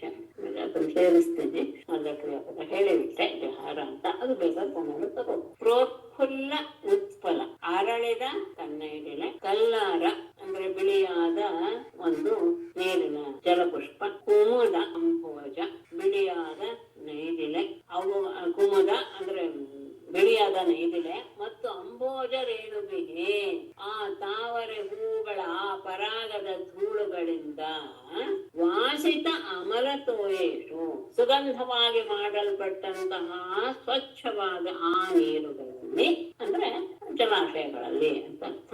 ಅಂದ್ರೆ ಜಲಾಶಯಗಳಲ್ಲಿ ಅರಳಿದ ಉತ್ಪಲ ಬಿಳಿಯಾದ ಜಲಪುಷ್ಪ, ಬಿಳಿ ನೈದಿಲೆ ಎಲ್ಲ ಇದೆ. ಆ ತಾವರೆಯ ಕಮಲದ ಆ ಪರಾಗದ ಧೂಳು ಎಲ್ಲ ಕಡೆ ಬಿದ್ದಿದ್ರಿಂದ ನೀರೆಲ್ಲವೂ ಸಹ ಸುಗಂಧಮಯವಾಗಿದೆ, ಅತ್ಯಂತ ಸ್ವಚ್ಛವಾದ ನೀರು. ಕೂಚತ್ ದ್ವಿಜಕುಲೇಷು ಚ ಅಷ್ಟೇ ಅಲ್ಲ, ಅದರಲ್ಲಿ ದ್ವಿಜಕುಲ ಆ ಹಕ್ಕಿಗಳು ಕೂಗ್ತಾ ಇವೆ. ನೀರ್ ಹಕ್ಕಿಗಳು ಅಂತ, ನೀರಲ್ಲಿ ಇರುವಂತಹ ಹಕ್ಕಿಗಳು ಅವುಗಳು ಕೂಗ್ತಾ ಇವೆ. ಅಂತಹ ಹೃದಿನೇಷು ಜಲಾಶಯಗಳಲ್ಲಿ ಅಂಬಃ ವಿಗಾಹ್ಯ ನೀರನ್ನು ಪ್ರವೇಶಿಸಿದ ಮಹೋದಯ ತನ್ನ ಅತ್ಯಂತ ವೈಭವವನ್ನ ಪ್ರಕಟಪಡಿಸುವಂತಹ ಕೃಷ್ಣನು ವಿಜಹಾರ, ನಾನು ಹೇಳ್ತಾ ಅನ್ವಯದಲ್ಲಿ ವಿಹಾರ ಮಾಡ್ತಾ. ಹೇಗೆ ಅನ್ನೋದನ್ನ ಮುಂದೆ ಹೇಳೋ 4 ಶಬ್ದ ಹೇಳಿ ಬೇಕಾದ್ರೆ ವಿಜಹಾರ ತಗೋಬೇಕು. ಯೋಷಿತ ಸ್ತ್ರೀಯರ ಪರಿರಬ್ಧ ಅವರಿಂದ ಆಲಂಗಿಸಿಕೊಳ್ಳಲ್ಪಟ್ಟ ಇದರಿಂದ ಕುಚಕುಂಕುಮ ಲಿಪ್ತಾಂಗ ಅವರ ಎದೆಯ ಮೇಲಿನ ಕುಂಕುಮದಿಂದ ಲೇಪಿಸಲ್ಪಟ್ಟಂತಹ ಶರೀರವುಳ್ಳವನಾಗಿಯೂ ಅವನು ಆನಂದದಿಂದ ಅಂದ್ರೆ ನೀರನ್ನ ಪ್ರವೇಶ ಮಾಡಿದ, ಅವನ ಜೊತೆಗೆ ಪ್ರವೇಶ ಮಾಡಿ ಆಟ ಆಡ್ತಾ ಇದ್ದ, ವಿಹಾರ ಮಾಡ್ತಾ ಇದ್ದ. ಅವರ ಜೊತೆಗೆ ರಾಣಿಯರೂ ಸಹ ಪ್ರವೇಶ ಮಾಡಿದ್ರು. ಅವರ ಆಲಿಂಗನದಿಂದ ಅವರ ಎದೆಯ ಮೇಲಿರುವಂತಹ ಕುಂಕುಮವೆಲ್ಲವೂ ಸಹ ಇವನ ಶರೀರಕ್ಕೆ ಲಿಪ್ತವಾಗಿತ್ತು. ಹೀಗೆ ಆತ ಜಲವಿಹಾರ ಮಾಡ್ತಾ ಇದ್ದ. ಅದನ್ನು ನೋಡಿ ಗಂಧರ್ವರೆಲ್ಲರೂ ಸ್ತುತಿ ಮಾಡ್ತಾ ಇದ್ದರಂತೆ. ಅಂದ್ರೆ ಹೀಗೆ ಪರಮಾತ್ಮ ಜಲಾಶಯಗಳಲ್ಲಿ ಸ್ತ್ರೀಯರೊಡನೆ ಆಡ್ತಾ ಇರೋದನ್ನು ನೋಡಿ ಅವರಿಗೆ ಆನಂದವಾಯಿತು. ಉಪಗೀಯಮಾನೋ ಗಂಧರ್ವೈ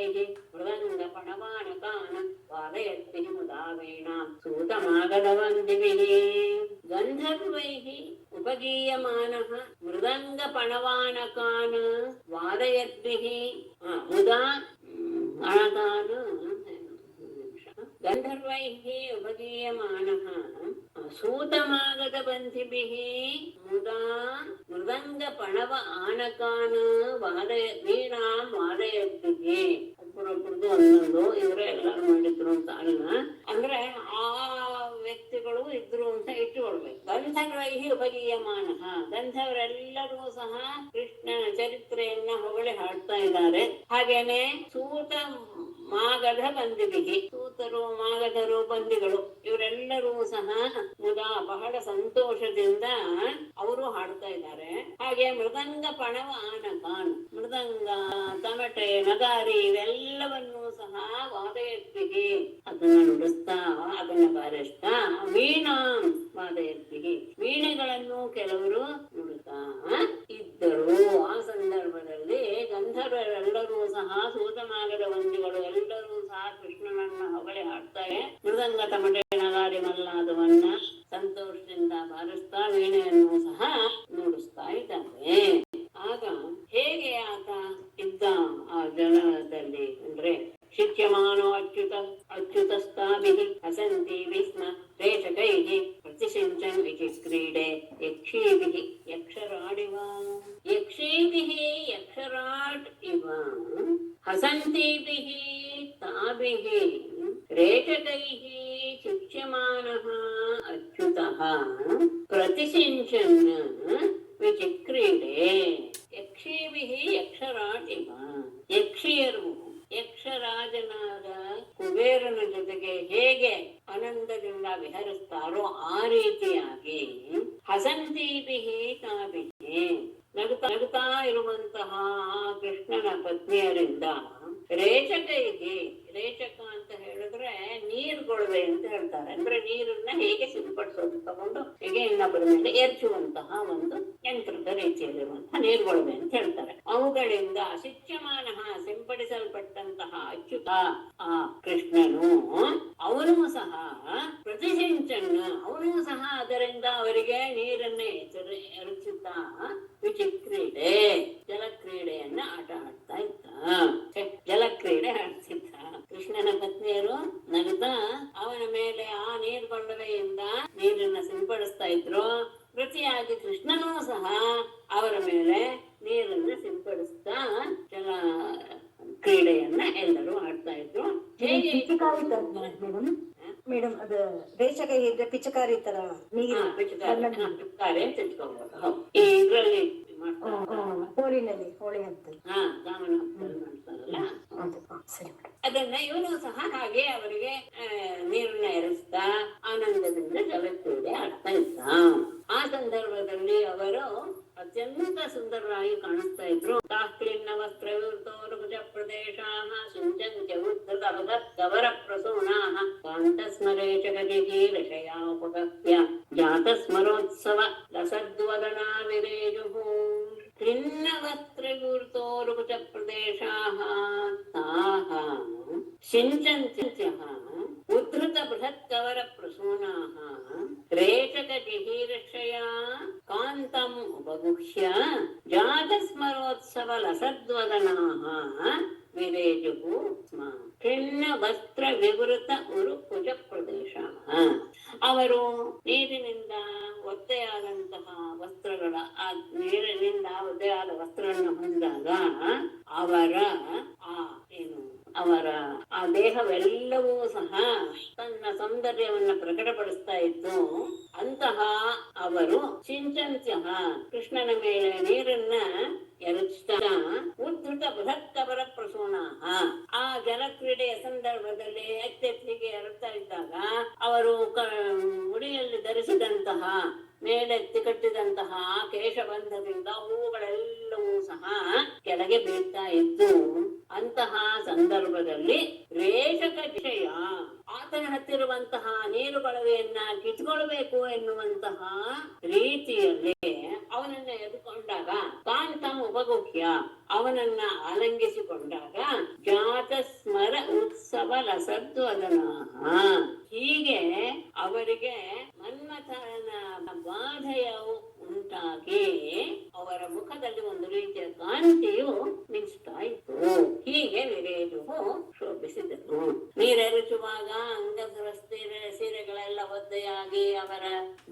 ಅಂಗಾಂಗಗಳೆಲ್ಲವೂ ಸಹ ಕಾಣಿಸ್ತಾ ಇದ್ದು, ಅವರ ಆ ದೊಡ್ಡ ದೊಡ್ಡ ಮುಡಿಗಳಿಂದ ಹೂಗಳು ಉದುತ್ತಾ ಇದ್ದು, ಕೃಷ್ಣನ ಹತ್ತಿರ ಇರುವಂತಹ ನೀರ್ಕೊಳವೆಯನ್ನ ಕಿತ್ಕೊಳ್ಬೇಕು ಅಂತ ಅವನನ್ನ ಆಲಂಗಿಸಿಕೊಂಡಾಗ ಆ ಸಂದರ್ಭದಲ್ಲಿ ಅವನ ಸ್ಪರ್ಶದಿಂದ ಕಾಮನ ಬಾಧೆಗೆ ಒಳಗಾದಂತಹ ಅವರ ಮುಖದಲ್ಲಿ ಒಂದು ರೀತಿಯ ಚಿತ್ರವಾದಂತಹ ಕಾಂತಿ ಮಿಂಚ್ತಾ ಇತ್ತು.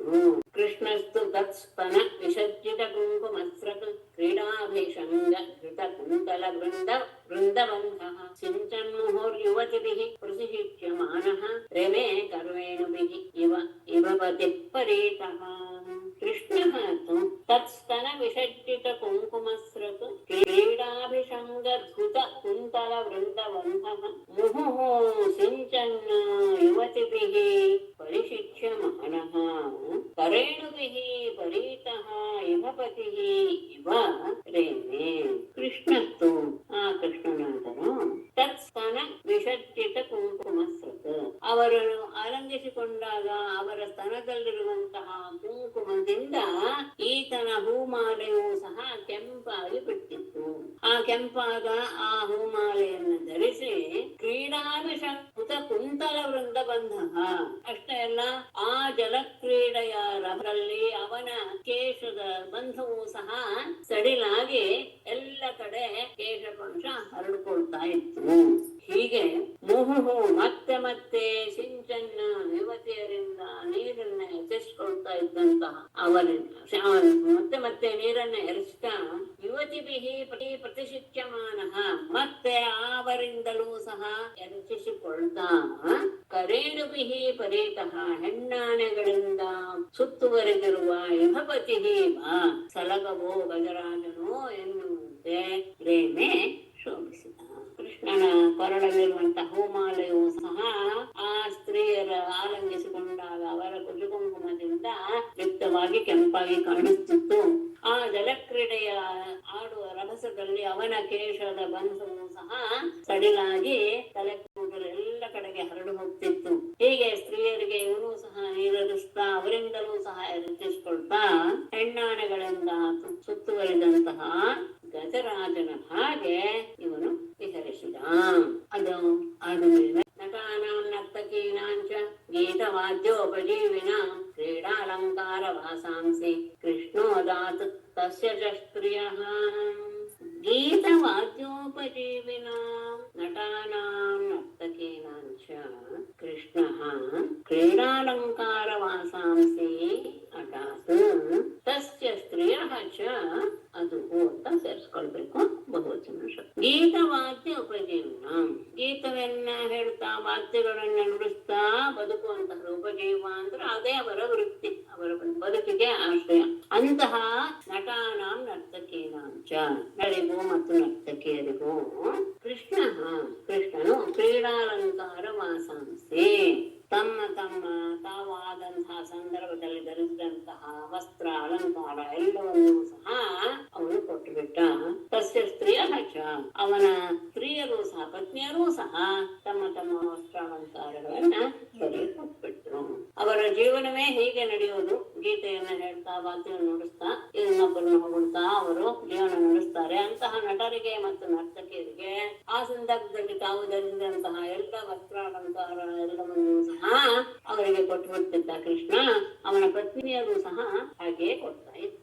ಕೃಷ್ಣಸ್ಯೈವಂ ವಿಹರತಃ ಗತ್ಯಾಲಾಪೇಕ್ಷಿತ ಸ್ಮಿತೈಃ ನರ್ಮಕ್ಷ್ವೇಣಿ ಪರಿಷ್ವಂಗೈಃ ಸ್ತ್ರೀಣಾಂ ಕಿಲ ಕೃತಾಧಿಯಃ. ಏವಂ ವಿಹರತಃ ಕೃಷ್ಣಸ್ಯ ಗತಿ ಆಲಾಪ ಈಕ್ಷಿತ ಸ್ಮಿತೈಃ ನರ್ಮಕ್ಷ್ವೇಣಿ ಪರಿಷ್ವಂಗೈಃ ಸ್ತ್ರೀಣಾಂ ಧಿಯಃ ಕೃತಾಃ ಕಿಲ.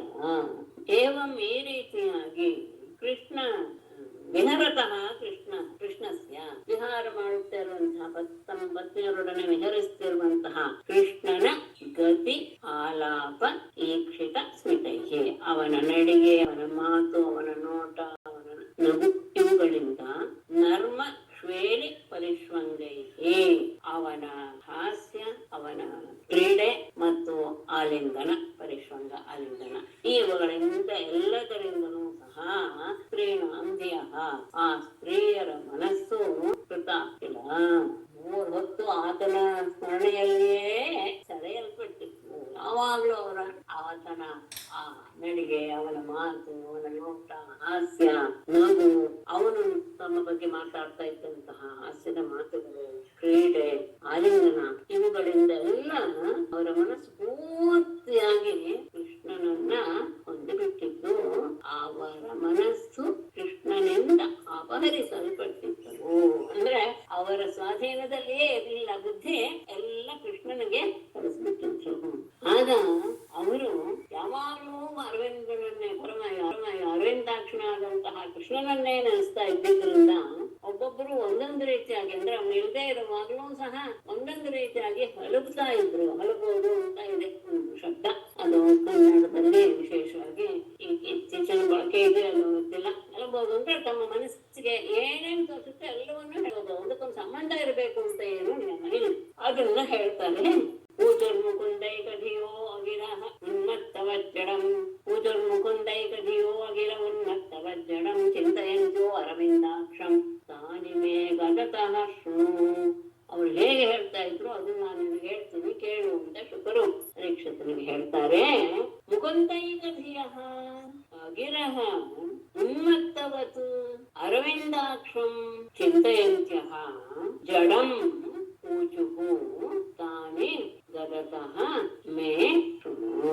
ಮುಕುಂದೈಕಧಿಯ, ಮುಕುಂದನನ್ನೇ ಯಾವಾಗಲೂ ಸಹ ತಮ್ಮ ಮನಸ್ಸಿನಲ್ಲಿ ನೆಲೆಗೊಳಿಸ್ಬಿಟ್ಟಿದ್ದಾರೆ. ಬುದ್ಧಿ ಮನಸ್ಸು ಎರಡೂ ಸಹ ಪರಮಾತ್ಮನಲ್ಲಿ ಲೀನ ಮಾಡ್ಬಿಟ್ಟಿದೆ. ಹಾಗೆ ಅವನಲ್ಲಿ ಮನಸ್ಸನ್ನ ನೆಲೆಗೊಳಿಸಿದವರಾಗಿ ಅಗಿನಃ ಏನು ಮಾತಾಡ್ತಾ ಇಲ್ಲ, ಅಂದ್ರೆ ಮಾತೇನು ಹೊರಗೆ ಬರ್ತಾ ಇಲ್ಲ, ಆದರೂ ಉನ್ಮತ್ತವತ್ತು ಹುಚ್ಚರ ಹಾಗೆ ಅರವಿಂದಾಕ್ಷಂ ಚಿಂತೆಯಂತ್ಯಃ ಆ ಸುಂದರವಾದಂತಹ ಕೃಷ್ಣನನ್ನೇ ಯೋಚಿಸ್ತಾ, ಅಂದ್ರೆ ಸ್ವಲ್ಪ ಹೊತ್ತೇನು ಇಲ್ಲ, ಹುಚ್ಚರ ಹಾಗೆ ಸುಮ್ಮನೆ ಇದ್ದಾರೆ, ಮತ್ತೆ ಅವನನ್ನ ನೆನಪಿಸ್ಕೊಳ್ತಾರೆ. ನೆನಪಿಸ್ಕೊಂಡ್ಮೇಲೆ ಒಂದು ರೀತಿಯಾಗಿ ಏನು ಸ್ತಬ್ಧರಾಗಿ ಬಿಡ್ತಾರೆ, ಜಡಂ ಸ್ತಬ್ಧರಾಗಿ ಹೇಗೋ ಆ ರೀತಿಯಲ್ಲಿ ಊಚುಕು ಮಾತಾಡ್ತಾ ಇದ್ರು. ಆ ರೀತಿಯಾದಂತಹ ಮಾತುಗಳನ್ನ ಆಡ್ತಾ ಇದ್ರು, ಅಂದ್ರೆ ಒಂದಕ್ಕೊಂದು ಸಂಬಂಧ ಇರುವಂತಹ ಮಾತುಗಳನ್ನ ಅವರೆಲ್ಲ ಆಡ್ತಾ ಇದ್ರು. ತಾನೇ ಅವುಗಳನ್ನ ಗದತಃ ಮೇ ಶೃಣು, ಹೇಳುವಂತಹ ನನ್ನಿಂದ ನೀನು ಕೇಳು, ಅಂದ್ರೆ ನಾನು ಅದನ್ನು ನಿನ್ಗೆ ಹೇಳ್ತೇನೆ, ನೀನು ಅದನ್ನೇ ಕೇಳು. ಅವ್ರು ಯಾವಾಗ್ಲೂ ಸಹ ಅವನನ್ನೇ ನೆನಪಿಸ್ಕೊಳ್ತಾ ಇದ್ರು, ಮಾತೇನು ಹೊರಗೆ ಬರ್ತಾ ಇರ್ಲಿಲ್ಲ, ಹುಚ್ಚರ ಹಾಗೆ ಸುಮ್ಮನೆ ಕೂತಿರ್ತಿದ್ರು, ಮತ್ತೆ ಮನಸ್ಸು ಅವನನ್ನ ನೆನಪಿಸ್ಕೊಳ್ತಾ ಇತ್ತು. ಆಗ ಜಡದ ರೀತಿಯಲ್ಲಿ ಸ್ತಬ್ಧರಾಗಿ ಅವರ ಬಾಯಿಂದ ಅವರಿಗೆ ಗೊತ್ತಿರುತ್ತೆ ಕೆಲವು ಶಬ್ದಗಳೆಲ್ಲ ಬರ್ತಾ ಇತ್ತು. ಅವು ಯಾವ ಯಾವ ವಾಕ್ಯಗಳು, ಅವ್ರು ಏನೇನು ಮಾತಾಡ್ತಾ ಇದ್ರು, ಯಾರ್ಯಾರು ನಿರ್ದೇಶ ಏನ್ ಮಾತಾಡ್ತಾ ಇದ್ರು ಅನ್ನೋದನ್ನ ನಾನು ನಿನಗೆ ಹೇಳ್ತೇನೆ, ಅದನ್ನ ಕೇಳು ಅಂತ ಹೇಳಿ ಅವರ ಮಾತಿನಿಂದಲೇ ಹೇಳ್ತಾರೆ. ಮಹಿಷ್ಯ ಊಟು ಪುರರಿ ವಿಲಪಸಿತ್ವಂ ಇತ ನಿದ್ರಾನ ಶೇಷೇ ಸಪಿತಿ ಜಗತಿ ರಾತ್ರ್ಯಾಮೀಶ್ವರೋ ಭುಕ್ತಬೋಧ ವಯಮಿವ ಸಖಿ ಕಚ್ಚಿತ್ ಗಾಢ ನಿರ್ಭಿನ್ನ ಚೇತಾಃ ನಲಿನನಯನ ಹಾಸೋದಾರ ನೀಲೇಕ್ಷಿತೇನ. ಪುರರಿ ವೀತನಿದ್ರಾ ತ್ವಂ ವಿಲಪಸಿ ನ ಶೇಷೇ ರಾತ್ರ್ಯಾಂ ಜಗತಿ ರಾತ್ರ್ಯಾಂ ಈಶ್ವರಃ ಮುಕ್ತಬೋಧಃ ಸ್ವಪಿತಿ ಸಖಿ ನಲಿನ ನಯನ ಹಾಸ ಉದಾರ ಲೀಲೇಕ್ಷಿತೇನ ವಯಮಿವ ಗಾಢ ನಿರ್ಭಿನ್ನ ಚೇತಾಃ ಕಚ್ಚಿತ್ ಕುರಲಿ. ಕುರವ ಪಕ್ಷಿ ಅಂತ ಒಂದಿದೆ, ಅದನ್ನ ನೋಡ್ತಾ ಅದಕ್ಕೆ ಸಂಬೋಧನೆ ಮಾಡ್ತಾ ಅದು ಹೋಗ್ತಾ ಇದೆ. ಒಬ್ಬೊಬ್ರು ಒಂದೊಂದ್ ತರ ಮಾತಾಡ್ತಾ ಇದ್ದಾರೆ. ಕುರರಿ ವಿತನಿದ್ರಾ ತ್ವಂ, ನಿದ್ರೆಯನ್ನೇ ಕಳೆದುಕೊಂಡಂತಹ ನೀನು ವಿಲಪಸಿ ಬಡಬಡಿಸ್ತಾ ಇದೀಯಾ. ನ ಶೇಷೆ, ನೀನ್ ನಿದ್ರೆ ಮಾಡ್ತಾ ಇಲ್ಲ, ಇಲ್ದೆ ನೀನು ಕೂಗ್ತಾ ಇದೀಯಾ, ಮಲಗೋದಿಲ್ವಾ ನೀನು? ಯಾಕೆ ಅಂದ್ರೆ ಜಗತ್ತಿ ರಾತ್ರಿ, ಜಗತ್ತಿಗೆ ರಾತ್ರಿ ಆಗಿದೆ.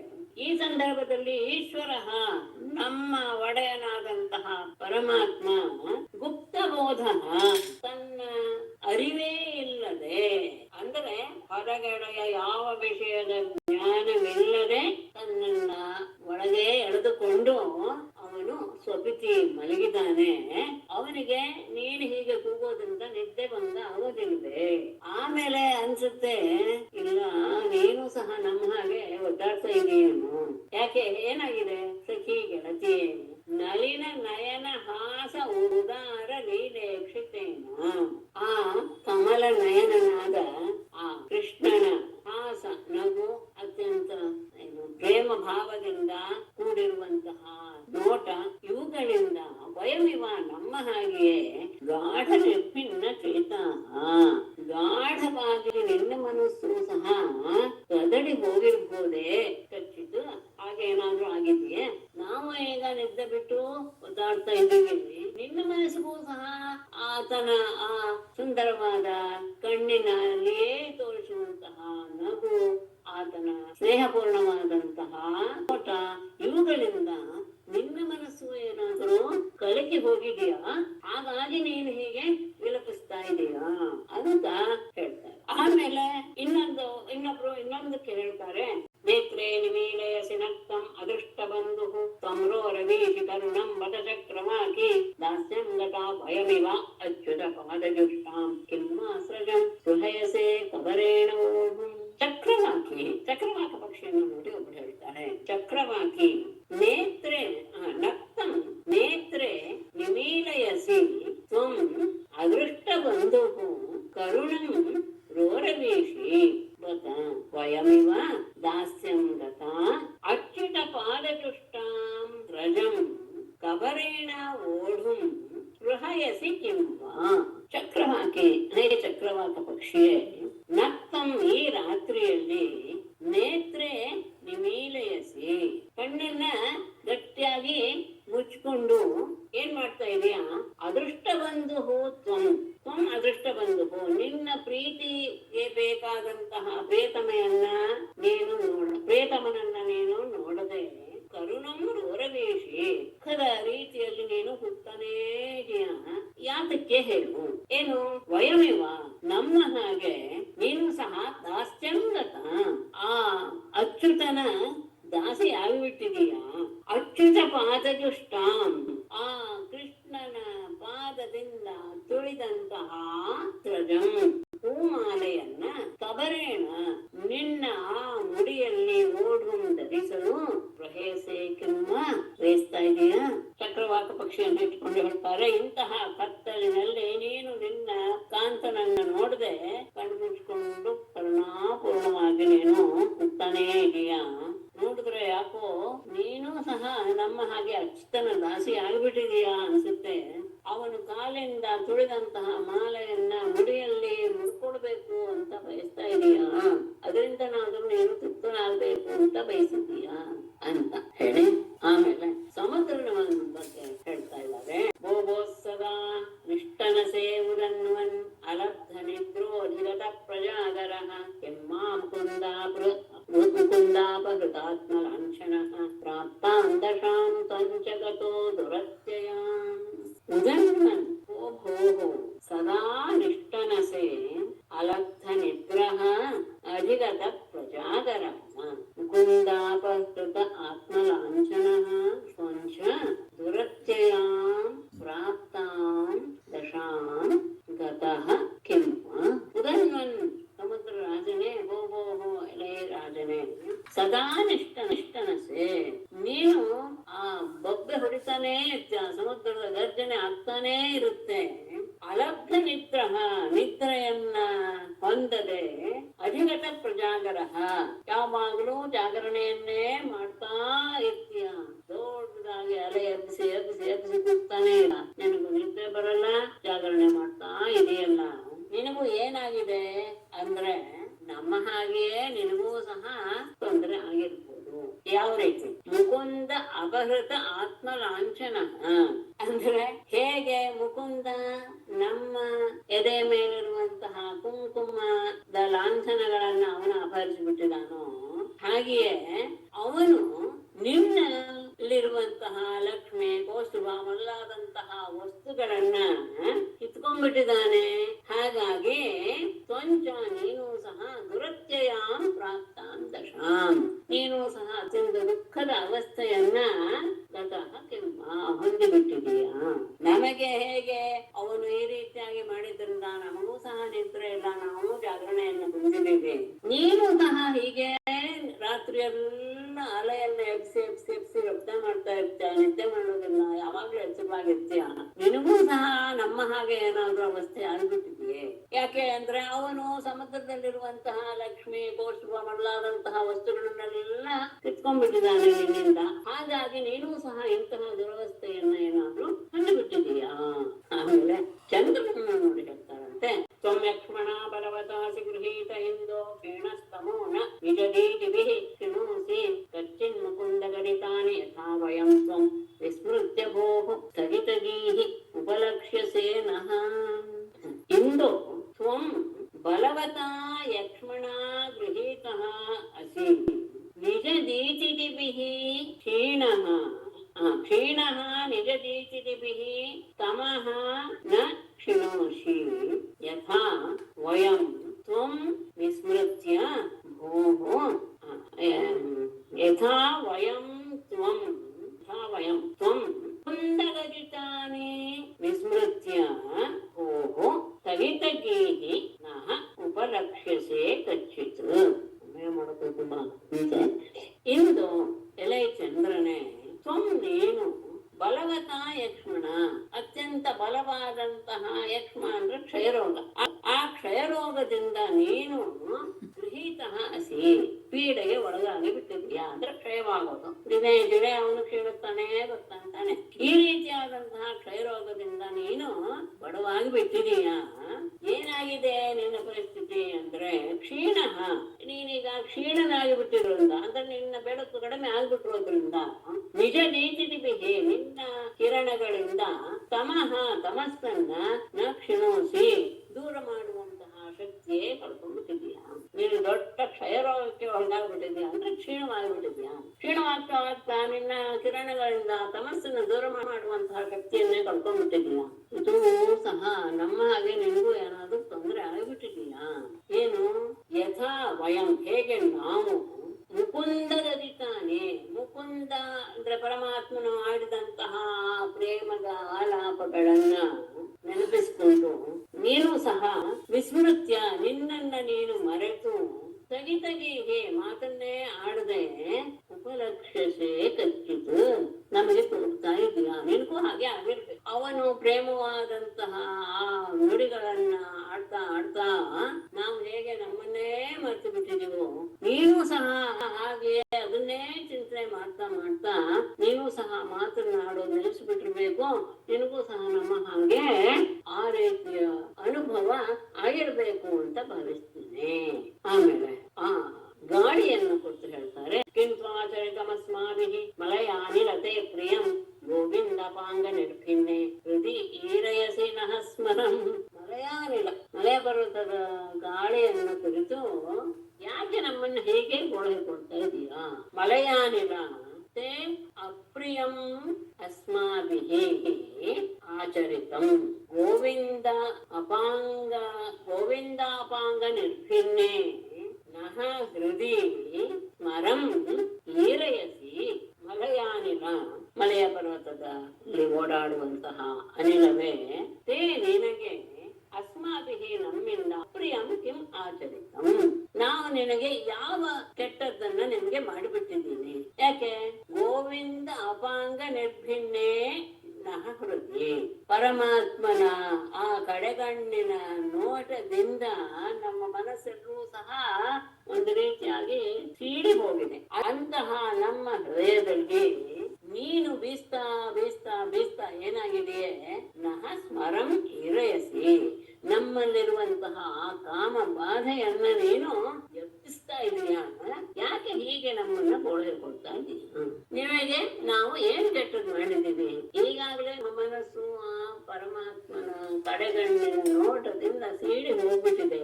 ನೀನು ಸಹ ಬೀಸ್ತಾ ಬೀಸ್ತಾ ನಮ್ಮಲ್ಲಿರುವಂತಹ ಆ ಪರಮಾತ್ಮನ ಬಗ್ಗೆ ಇರುವಂತಹ ಆ ಪ್ರೇಮವನ್ನ, ಕಾಮಬಾಧೆಯನ್ನ ಹೆಚ್ಚೋದಕ್ಕೆ ಪ್ರಯತ್ನ ಪಡ್ತಾ ಇದೆಯಲ್ಲ. ನಿನಗೆ ನಾವು ಏನ್ ಕೆಟ್ಟದ್ದು ಮಾಡಿದ್ದೇವೆ? ಆಮೇಲೆ ಮೇಘವನ್ನ ಕೊಟ್ಟು ಹೇಳ್ತಾರೆ. ಮೇಘ ಶ್ರೀಮಂತಮಜಿತೈತೋ ಯಾದವೇಂದ್ರಸ್ಯ ನೂನಂ ಶ್ರೀವತ್ಸಾಂತಂ ಅಯಮೇವ ಭವಾನ್ ಧ್ಯಾಯತೆ ಪ್ರೇಮಬದ್ಧಃ ಅತ್ಯುತ್ಕಂಠಶ್ಚಬಲ ಹೃದಯೋ ಅಸ್ಮದ್ವಿದೋ ಬಾಷ್ಪಧಾರಾಃ ಸ್ಮೃತ್ವಾ ವಿದುರಸಿ ಮುಹುಃ ದುಃಖದಃ ತತ್ಪ್ರಸಂಗಃ. ಮೇಘ ಶ್ರೀಮನ್ ತ್ವಂ ಯಾದವೇಂದ್ರಸ್ಯ ದೈತಃ ಅಸಿ ನೂನಂ ವಯಮಿವ ಭವಾನ್ ಶ್ರೀವತ್ಸಾಂಕಂ ಭವಾನ್ ಪ್ರೇಮಬದ್ಧಃ ಶ್ರೀವತ್ಸಾಂಕಂ ಧ್ಯಾಯತಿ. ಅತ್ಯುತ್ಕಂಠಃ ಶಬರಹೃದಯ ಸ್ಮೃತ್ವಾ ಸ್ಮೃತ್ವಾ ಅಸ್ಮದ್ವಿರಹ ಬಾಷ್ಪಧಾರಾः ವಿಸೃಜಸಿ ತತ್ಪ್ರಸಂಗಃ ಮುಹುಃ ದುಃಖದಃ. ನೋಡ ಅದಾದಾಗ ಮನೆ ಸೋರಿಸ್ತಾ ಇದೆ. ಮೇಘ ಮೋಡವೇ ಸುಂದರನಾದಂತಹ ತ್ವಂ ನೀನು ಯಾದವೇಂದ್ರಸ್ಯ ಆ ಯಾದವರಿಗೆಲ್ಲ ಒಡೆಯನಾದ ಕೃಷ್ಣನಿಗೆ ದಯಿತಃ ಅಸಿ ಬಹಳ ಪ್ರೀತಿ ಪಾತ್ರನಾಗಿದೆಯಾ. ಯಾಕೆಂದ್ರೆ ನಿನ್ನದೇ ಕಾಂತಿ ಅವನಲ್ಲಿ ಇದೆ, ಮೋಡದ ಕಾಂತಿ ಇದೆ. ಹಾಗಾಗಿ ನೀನು ಅವನಿಗೆ ಬಹಳ ಪ್ರೀತಿ ಪಾತ್ರ. ಹಾಗಾಗಿ ನೂನಂ ನಿಶ್ಚಯವಾಗಿಯೂ ಸಹ ವಯಮಿವ ನಾವು ಹೇಗೆ ಅವನನ್ನು ನೆನಪಿಸ್ಕೊಳ್ತೀವೋ ಹಾಗೆ ಭವಾನ್ ನೀನು ಸಹ ಪ್ರೇಮಬದ್ಧ ಪ್ರೇಮ ಪಾಶಕ್ಕೆ ಒಳಗಾಗಿ ಶ್ರೀವತ್ಸಾಂಕಂ ಛಾಯತಿ. ಆ ಶ್ರೀವತ್ಸವನ್ನ ಎದೆಯಲ್ಲಿ ಧರಿಸಿರುವಂತಹ ಆ ಪರಮಾತ್ಮನನ್ನು ಸಹ ನೆನಪಿಸ್ಕೊಳ್ತೀಯ ಅಂತ ಅನ್ಸುತ್ತೆ. ಹಾಗಾಗಿ ಅತ್ಯುತ್ಕಂಠ ಅವನು ನೋಡ್ಬೇಕು ಅಂತ ಹೇಳಿದ ತಕ್ಷಣ ಉದ್ವೇಗಗೊಂಡವಳನಾಗಿ ಪ್ರಬಲ ಹೃದಯ ಆ ಮನಸ್ಸಿನಲ್ಲಿ ಅನೇಕ ರೀತಿಯ ಭಾವನೆಗಳನ್ನ ಒಳಗೊಂಡವನಾಗಿ ಸ್ಮೃತ್ವ ಅವನನ್ನೇ ಮತ್ತೆ ಮತ್ತೆ ಸ್ಮರಿಸ್ತಾ ಅಸ್ಮದ್ವಿದ ನಮ್ಮ ಹಾಗೆ ಆಗಿಬಿಟ್ಟು ಬಾಷ್ಪಧಾರಾಹ ವಿಸೃಜಿಸಿ ಕಣ್ಣೀರಿನ ಧಾರೆಯನ್ನ ನೀನು ಸಹ ಬಿಡ್ತಾ ಇದೀಯಾ. ನಿಜವಾಗಲು ತತ್ ಪ್ರಸಂಗ ಅವನನ್ನು ನೆನಪಿಸಿಕೊಳ್ಳುವಂತಹ ಸಂದರ್ಭವೇ ಮುಹುಃ ದುಃಖದ ಮತ್ತೆ ಅದು ದುಃಖವನ್ನೇ ಉಂಟು ಮಾಡುವಂಥದ್ದು. ನೋಡಕ್ಕೆ ಹೇಳ್ತಾರೆ ನೀನು ಕೃಷ್ಣನಿಗೆ ಬಹಳ ಪ್ರೀತಿ ಪಾತ್ರ. ಯಾಕೆಂದ್ರೆ ನಿನ್ನದೇ ಕಾಂತಿಯನ್ನು ಅವನು ಹೊಂದಿದ್ದಾನೆ. ಹಾಗಾಗಿ ನೀನು ಸಹ ನಮ್ಮ ಹಾಗೆ ಅವನ ಪ್ರೇಮ ಪಾಠಕ್ಕೆ ಒಳಗಾಗಿ ಬಿಟ್ಟು ಆ ಶ್ರೀವತ್ಸಾಂಕನನ್ನ ನೀನು ನೆನೆಸ್ಕೊಳ್ತಾ ಇದೆಯಾ ಅಂತ ಅನ್ಸುತ್ತೆ. ಅವನನ್ನು ಕಾಣಲು ನಿನ್ನ ಮನಸ್ಸು ಉತ್ಕಂಠವಾಗಿದೆ. ಉತ್ಕಂಠವಾದಾಗ ಮನಸ್ಸಿನಲ್ಲಿ ಅನೇಕ ರೀತಿಯ ಪ್ರಬಲ ಹೃದಯ ಅನೇಕ ರೀತಿಯ ಭಾವಗಳು ಮಿಶ್ರವಾಗಿ ಅವನನ್ನೇ ಮತ್ತೆ ಮತ್ತೆ ನೆನಪಿಸ್ಕೊಳ್ತಾ ನಮ್ಮ ಹಾಗೆಯೇ ನೀನು ಸಹ ಕಣ್ಣೀರಿನ ಧಾರೆಯನ್ನ ಬಿಡ್ತಾ ಇದೆಯಾ ಅಂತಹ ನೆನಪಿನ ಪ್ರಸಂಗ ಇದೆಯಲ್ಲ, ನೆನಪಿಸ್ಕೊಂಡು ಒದ್ದಾಡುವಂತಹ ಸಂದರ್ಭ ಅದು ಬಹಳ ದುಃಖವನ್ನು ಉಂಟು ಮಾಡುವಂಥದ್ದು. ಕೋಗಿಲೆಯನ್ನು ಕೊಟ್ಟು ಹೇಳ್ತಾರೆ ಪ್ರಿಯರಾವ ಪದಾನಿ ಭಾಷಸೆ ಅಮೃತ ಸಂಜೀವಿಕೆಯ ಅನಯಾಗಿರ ಕರವಾಣಿಕ ಮಧ್ಯತೆ ಪ್ರಿಯಂ ವದಮೆ ವಲ್ಗಿತ ಕಂಠ ಕೋಕಿಲ. ವಲ್ಗಿತ ಕಂಠ ಕೋಕಿಲ ಪ್ರಿಯರಾವ ಪದಾನೇ ಅಲ್ಲ ವಲ್ಗಿತ ಕಂಠ ಕೋಕಿಲ ಅಮೃತ ಸಂಜೀವಿಕೆಯ ಅನಯ ಗಿರ ಪ್ರಿಯರಾವ ಪದಾನಿ ಭಾಷಸೆ ವದ ತೇ ಅದ್ಯ ಮೇ ಕಿಂ ಪ್ರಿಯಂ ಕರವಾಣಿ. ವಲ್ಗಿತ ಕಂಠ ಕೋಕಿಲ ಮೃದುವಾದ ಕಂಠವುಳ್ಳಂತಹ ಕೋಗಿಲೆಯೇ ಅಂದ್ರೆ ಎಲ್ಲರನ್ನು ಅಪಹರಿಸುವಂತಹ ಕಂಠವುಳ್ಳಂತಹ ಕೋಗಿಲೆಯೇ ಅಮೃತ ಸಂಜೀವಿಕೆಯ ಅನಯಾಗಿರ ಸತ್ತವರನ್ನು ಸಹ ಬದುಕಿಸುವಂತಹ ಈ ರೀತಿಯ ನಿನ್ನ ಮಾತಿನಿಂದ ಪ್ರಿಯರ ಪದಾನಿ ಭಾಷಸೆ ಪ್ರಿಯವಾದಂತಹ ಪ್ರಿಯವಾದ ಶಬ್ದಗಳಿಂದ ಕೂಡಿರುವ ಶಬ್ದ ಅಂದ್ರೆ ಧ್ವನಿಯಿಂದ ಕೂಡಿರುವ ಪದಗಳನ್ನ ನೀನು ಭಾಷಸೆ ಆಡ್ತಾ ಇದೀಯಾ. ಹಾಗಾಗಿ ತೇ ವದ ನೀನ್ ಹೇಳು ತೇ ನಿನಗೆ ಅದ್ಯ ಇಂದು ಮೇ ನಾನು ಕಿಂ ಪ್ರಿಯಂ ಕರವಾಣಿ ನಿನಗೆ ಯಾವ ಪ್ರಿಯವಾದದನ್ನ ನಾನು ಮಾಡಿದೆ ಅಂದ್ರೆ ನಿನ್ನ ಧ್ವನಿಯನ್ನ ಕೇಳ್ತಾ ಇದ್ದ ಹಾಗೆ ಅದು ಹೇಗಿದೆ ಅಂದ್ರೆ ಸತ್ತವರನ್ನು ಸಹ ಬದುಕಿಸುವಂತಹ ಧ್ವನಿ. ಹಾಗಾಗಿ ಪ್ರಿಯವಾದಂತಹ ಮನಸ್ಸನ್ನು ಸೆಳೆಯುವಂತಹ ಧ್ವನಿಗಳಿಂದ ಕೂಡಿರುವ ಶಬ್ದಗಳನ್ನ ನೀನು ಆಡ್ತಾ ಇದೀಯಾ ಅಂದ್ರೆ ನಮ್ಮ ಮನಸ್ಸಿಗೆ ಒಂದು ರೀತಿಯಾದಂತಹ ಚೈತನ್ಯವನ್ನು ಕೊಡ್ತಾ ಇದೀಯಾ. ನಿನಗೆ ಪ್ರಿಯವಾದದ್ದೇನಿದೆ ಹೇಳು, ನಾನು ನಿನಗೆ ಏನ್ ಮಾಡಿದೆ. ಆಮೇಲೆ ಪರ್ವತವನ್ನು ಕೊಟ್ಟು ಹೇಳ್ತಾರಂತೆ ನಚಲ ಶಿವರಸ್ಯುದಾರ ಬುದ್ಧೇ ಕ್ಷಿತಿಧರ ಕಿಂದಯಸೆ ಮಹಾಂತಮರ್ಥಂ ಅಭಿಪತ ವಸುದೇವ ನಂದನಾಂಘ್ರಿಂ ವಯಮಿವ ಕಾಮಯಸೆ ಸ್ತನೈರ್ವಿಧರ್ತುಂ. ಉದಾರ ಬುದ್ಧೇ ಕ್ಷಿತಿಧರ ನ ಚಲಸಿ ನ ವದಸಿ ಮಹಾಂತಂ ಅರ್ಥಂ ಚಿಂತಯಸೆ ಅಪಿಪತ ವಸುದೇವ ನಂದನಾಂಘ್ರಿಂ ವಯಂ ಸ್ತನೈಃ ಇವ ವಿಧರ್ತುಂ ಕಾಮಯಸೆ. ಉದಾರ ಬುದ್ಧೇ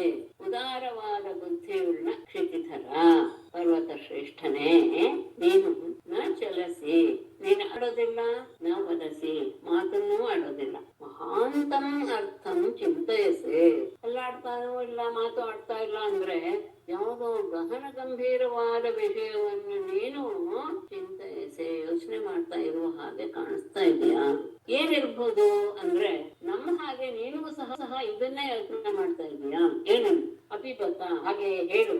ವಸುದೇವ ನಂದನ ಆ ಕೃಷ್ಣನ ಪಾದವನ್ನ ಸ್ತನೈಹಿ ವಯಮಿವ, ನಾವು ನಮ್ಮ ಸ್ತನಗಳಿಂದ ಅದನ್ನ ಹೊರಬೇಕು, ಅದನ್ನ ಸ್ಪರ್ಶ ಮಾಡ್ಬೇಕು ಅಂತ ನಾವು ಬಯಸ್ತೇವೆ. ನಮ್ಮ ಸ್ತನಗಳ ಮೇಲೆ ಅವನು ತನ್ನ ಕಾಲಿಡಲಿ ಅಂತ ನಾವು ಬಯಸ್ತೇವೆ. ಹಾಗೆ ನೀನು ಸಹ ನಿನ್ನ ಮೇಲೆ ಅವನ ಪಾದವನ್ನ ವಿಧತ್ತು ಧರಿಸಲು ಕಾಮಯಸೆ, ಬಯಸ್ತಾ ಇದೀಯಾ?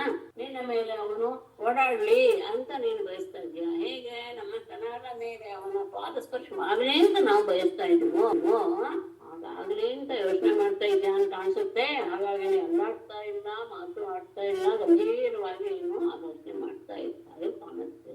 ಇದನ್ನೇ ಯೋಚನೆ ಮಾಡ್ತಾ ಇದೀಯ.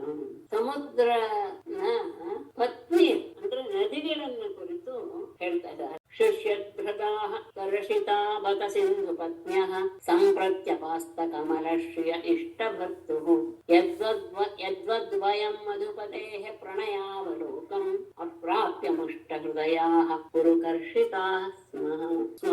ಸಿಂಧುಪತ್ನ್ಯಃ ಸಂಪ್ರತಿ ಶಿಷ್ಯಭೃತಾಃ ಕರ್ಷಿತಾಃ, ಅದು ಕರ್ಷಿತಾಃ ಆಗಿರ್ಬೇಕು, ಅದು ಕರ್ಷಿತಾಃ ಅಂತ ಆಗಿದೆ. ಅರ್ಷತ್ವ ಇಟ್ಕೋಬೇಕು. ಅಪಾಸ್ತ ಕಮಲಶ್ರಿಯಃ ಸ್ವತ ಯದ್ವತ್ ವಯಂ ಇಷ್ಟಭರ್ತುಃ ಮಧುಪತೇಃ ಪ್ರಣಯಾವಲೋಕಂ ಅಪ್ರಾಪ್ಯ ಮುಷ್ಟ ಹೃದಯಾಃ ಪುರುಕರ್ಷಿತಾಃ. ಸಿಂಧುಪತ್ನ್ಯಃ ಸಮುದ್ರನ ಪತ್ನಿಯರೇ, ಸಮುದ್ರರಾಜನ ಪತ್ನಿಯರಾದ ನದಿಗಳೇ, ಸಂಪ್ರತಿ ಈ ಬೇಸಿಗೆಯಲ್ಲಿ ಕೃಷ್ಯಧ್ರದಾಹ ನಿಮ್ಮ ಆ ಪ್ರವಾಹವೆಲ್ಲವೂ ಸಹ ಮಡುಗಳೆಲ್ಲವೂ ಒಣಗಿ ಹೋಗಿವೆ. ಯಾಕೆ ಅಂದ್ರೆ ಬೇಸಿಗೆ ಆದ್ದರಿಂದ ಸಮುದ್ರ ರಾಜ ಮೇಘದ ಮೂಲಕ ಅಮೃತ ವೃಷ್ಟಿಯನ್ನ ಸುರಿಸಿ ನಿಮ್ಮನ್ನ ಆನಂದ ಪಡಿಸ್ತಾ ಇಲ್ಲ. ಹಾಗಾಗಿ ನೀವು ಒಣಗಿದ ಮಡುಗಳಾಗ್ಬಿಟ್ಟಿದ್ದೀರಾ. ಕರ್ಷಿತಾಹ ಬಹಳ ಕೃಷರಾಗಿ ಬಿಟ್ಟಿದ್ದೀರಾ. ಅಪಾಸ್ತ ಕಮಲಶ್ರಿಯ ನಿಮ್ಮ ಆ ಕಮಲಗಳು ಸೊಬಗು ಸಹ ಹೋಗಿಬಿಟ್ಟಿದೆ, ಅಂದ್ರೆ ಕಮಲಗಳು ಇಲ್ಲ. ಬತ ಅಯ್ಯೋ ಅಂತ ಹೇಳಿ ಯದ್ವತ್ ವಯಂ ಹೇಗೆ ನಾವು ಇಷ್ಟಭರ್ತು ನಮಗೆ ಪ್ರೀತಿಪಾತ್ರನಾದಂತಹ ಮಧುಪತೇಹೇ ಕೃಷ್ಣನಿಂದ ಪ್ರಣಯಾವಲೋಕಂ ಅವನ ಪ್ರೀತಿ ಪೂರ್ಣವಾದ ಆ ನೋಟವನ್ನ ಅಪ್ರಾಪ್ಯ ಹೊಂದದೆ ಮುಷ್ಟ ಹೃದಯ ಒಂಥರ ಯಾವುದೂ ಬೇಡದೇ ಇರುವಂತಹ ಬಾಡಿದ ಮನಸ್ಸುಳ್ಳವರಾಗಿ ಕುರುಕರ್ಷಿತಾಹ ಅತ್ಯಂತ ಕುಶರಾಗಿ ಬಿಟ್ಟಿದೀವೋ ಹಾಗೇನಾ? ಹಾಗೆ ನಿಮ್ಮ ಪರಿಸ್ಥಿತಿಯು ಆಗಿದೆಯಾ? ಬೇಸಿಗೆಯಲ್ಲಿ ನದಿಗಳೆಲ್ಲವೂ ಸಹ ಒಣಗಿ ಹೋಗಿರುತ್ತವೆ. ಹಾಗಾಗಿ ಸಮುದ್ರ ರಾಜ ಅಂದ್ರೆ ನಿಮ್ಮ ಒಡೆಯನಾದಂತಹ ಸಮುದ್ರ ರಾಜ ಮೇಘದ ಮೂಲಕ ಅಮೃತ ವೃಷ್ಟಿಯನ್ನು ಸುರಿಸಿ ನಿಮ್ಮನ್ನ ಆನಂದ ಪಡಿಸ್ತಾ ಇಲ್ಲ. ಹಾಗಾಗಿ ನೀವುಗಳೆಲ್ಲ ಒಣಗಿ ಹೋಗ್ಬಿಟ್ಟಿದ್ದೀರಾ, ಕೃಷರಾಗಿ ಬಿಟ್ಟಿದ್ದೀರಾ. ಕಮಲಗಳ ಸೊಬಗು ಸಹ ಹೋಗಿ ಬತ್ತಿ ಹೋಗಿದೆ. ಹೇಗೆ ನಾವು ನಮ್ಮ ಪ್ರೀತಿ ಪಾತ್ರನಾದಂತಹ ಯದುಪತಿಯಿಂದ ಸೆಳೆಯಲ್ಪಟ್ಟ ಮನಸ್ಸುಳ್ಳವರಾಗಿ ಆತನ ಪ್ರೀತಿಪೂರ್ವಕವಾದಂತಹ ಅವಲೋಕನವನ್ನ ಹೊಂದದೆ ನಾವು ಸಹ ಕೃಷರಾಗಿ ಬಿಟ್ಟಿದೀವೋ ಹಾಗೆ ನಿಮ್ಮ ಪರಿಸ್ಥಿತಿಯೂ ಆಗಿದೆಯಾ? ಅಲ್ಲಿರುವಂತಹ ಹಂಸವನ್ನು ನೋಡಿ ಒಬ್ಬರು ಹೇಳ್ತಾರೆ. ಹಂಸ ಸ್ವಾಗತ ಮಾಸ್ಯತಾಂಪಿರುಪಯ ಗೃಹ್ಯಂಗ ಶೌರೇ ಕಥಾ ದೂತಂ ಸ್ವಾನ್ವಿರಾಮ ಕಚ್ಚಿದಜಿತಃ ಸ್ವಸ್ತ್ಯಾಸ್ತ ಯುಕ್ತಂ ಪುರಾ ಕಿಂ ಮಾನಶ್ಚಲ ಸೌಹೃದ ಸ್ಮರತಿತಂ ತಸ್ಮಾತ್ ಭಜಾಮೋ ವಯಂ ಶ್ರೋತ್ರಾಲಾಪಯ ಕಾಮದಂ ಶ್ರಿಯಂಗೃತೆ ದೈವೈಕನಿಷ್ಠಾಸ್ತ್ರ್ಯಾಂ.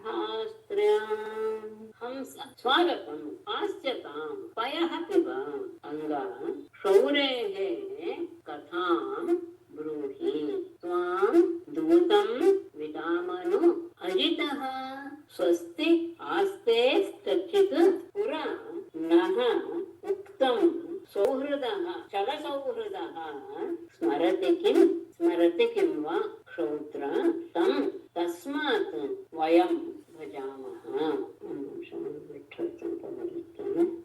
ಕಾಮದಂ ಆಲಾಪಯ ಋತೆ ಶ್ರಿಯಂ ಸ್ತ್ರಿಯಾಂ ಸಾ ಏಕನಿಷ್ಠಾ ಏವ ಸಾ ಏವ ಸ್ತ್ರಿಯಾಂ ಏಕನಿಷ್ಠಾ. ಹಂಸವೇ ಸ್ವಾಗತಂ, ನಿನಗೆ ಸ್ವಾಗತ. ಆಗತ್ತಾ? ಆಸ್ಯತ, ಕೂತ್ಕೋ, ಪಯ ಪಿತ, ಹಾಲನ್ನು ಕುಡಿ. ಅಂಗ, ಅಲೆ ಹಂಸವೇ, ಶೌರೇಹೇ ಕಥಾಂ ಬ್ರೂಹಿ, ಕೃಷ್ಣನ ವಿಷಯವನ್ನ, ಕಥೆಯನ್ನು, ಅವನೇನೇನು ಹೇಗಿದ್ದಾನೆ ಇತ್ಯಾದಿ ಕಥೆಯನ್ನ ನಮ್ಗೆ ಬ್ರೂಹಿ ಹೇಳು. ತ್ವಾಂ ದೂತಂ ವಿಧಾಮನು, ನೀನು ಅವನ ದೂತನಾಗಿ ಬಂದಿದೀಯಾ ಅಂತ ನಾನು ತಿಳಿಯದೆ. ಅಜಿತಃ ಕೃಷ್ಣನು ಸ್ವಸ್ತಿ ಆಸ್ತೆ ಕಚ್ಚಿತ್, ಅವನು ಸುಖವಾಗಿದ್ದಾನೆ.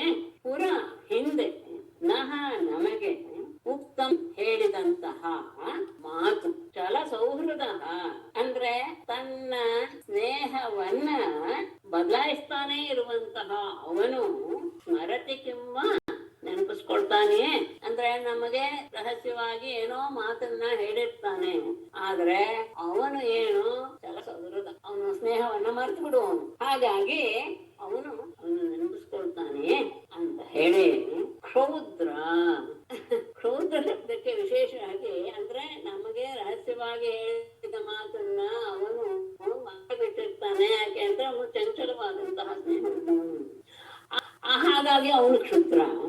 ಆ ಕ್ಷುದ್ರ ಮನುಷ್ಯನ ದೂತ ನೀನು, ಹಾಗಾಗಿ ನೀನು ಕ್ಷೌದ್ರ. ಆ ಕ್ಷುದ್ರ ಮನುಷ್ಯನ ದೂತನಾದಂತಹ ನೀನು, ನಾವು ತನು ಕಸ್ಮಾತ್ ವಯಂ ಭಜಾಮಹ, ಹಾಗಾಗಿ ಅವನನ್ನ ನಾವು ಯಾವ ಕಾರಣಕ್ಕೋಸ್ಕರ ಆಶ್ರಯಿಸಬೇಕು ಅಂದ್ರೆ ಅವನಿಗೆ ಯಾವುದು ನೆನಪಿನಲ್ಲಿ ಇಲ್ಲ ಅಂತ ಆದ್ಮೇಲೆ ನಾವು ಅವನನ್ನ ಆಶ್ರಯಿಸೋದಿಲ್ಲ.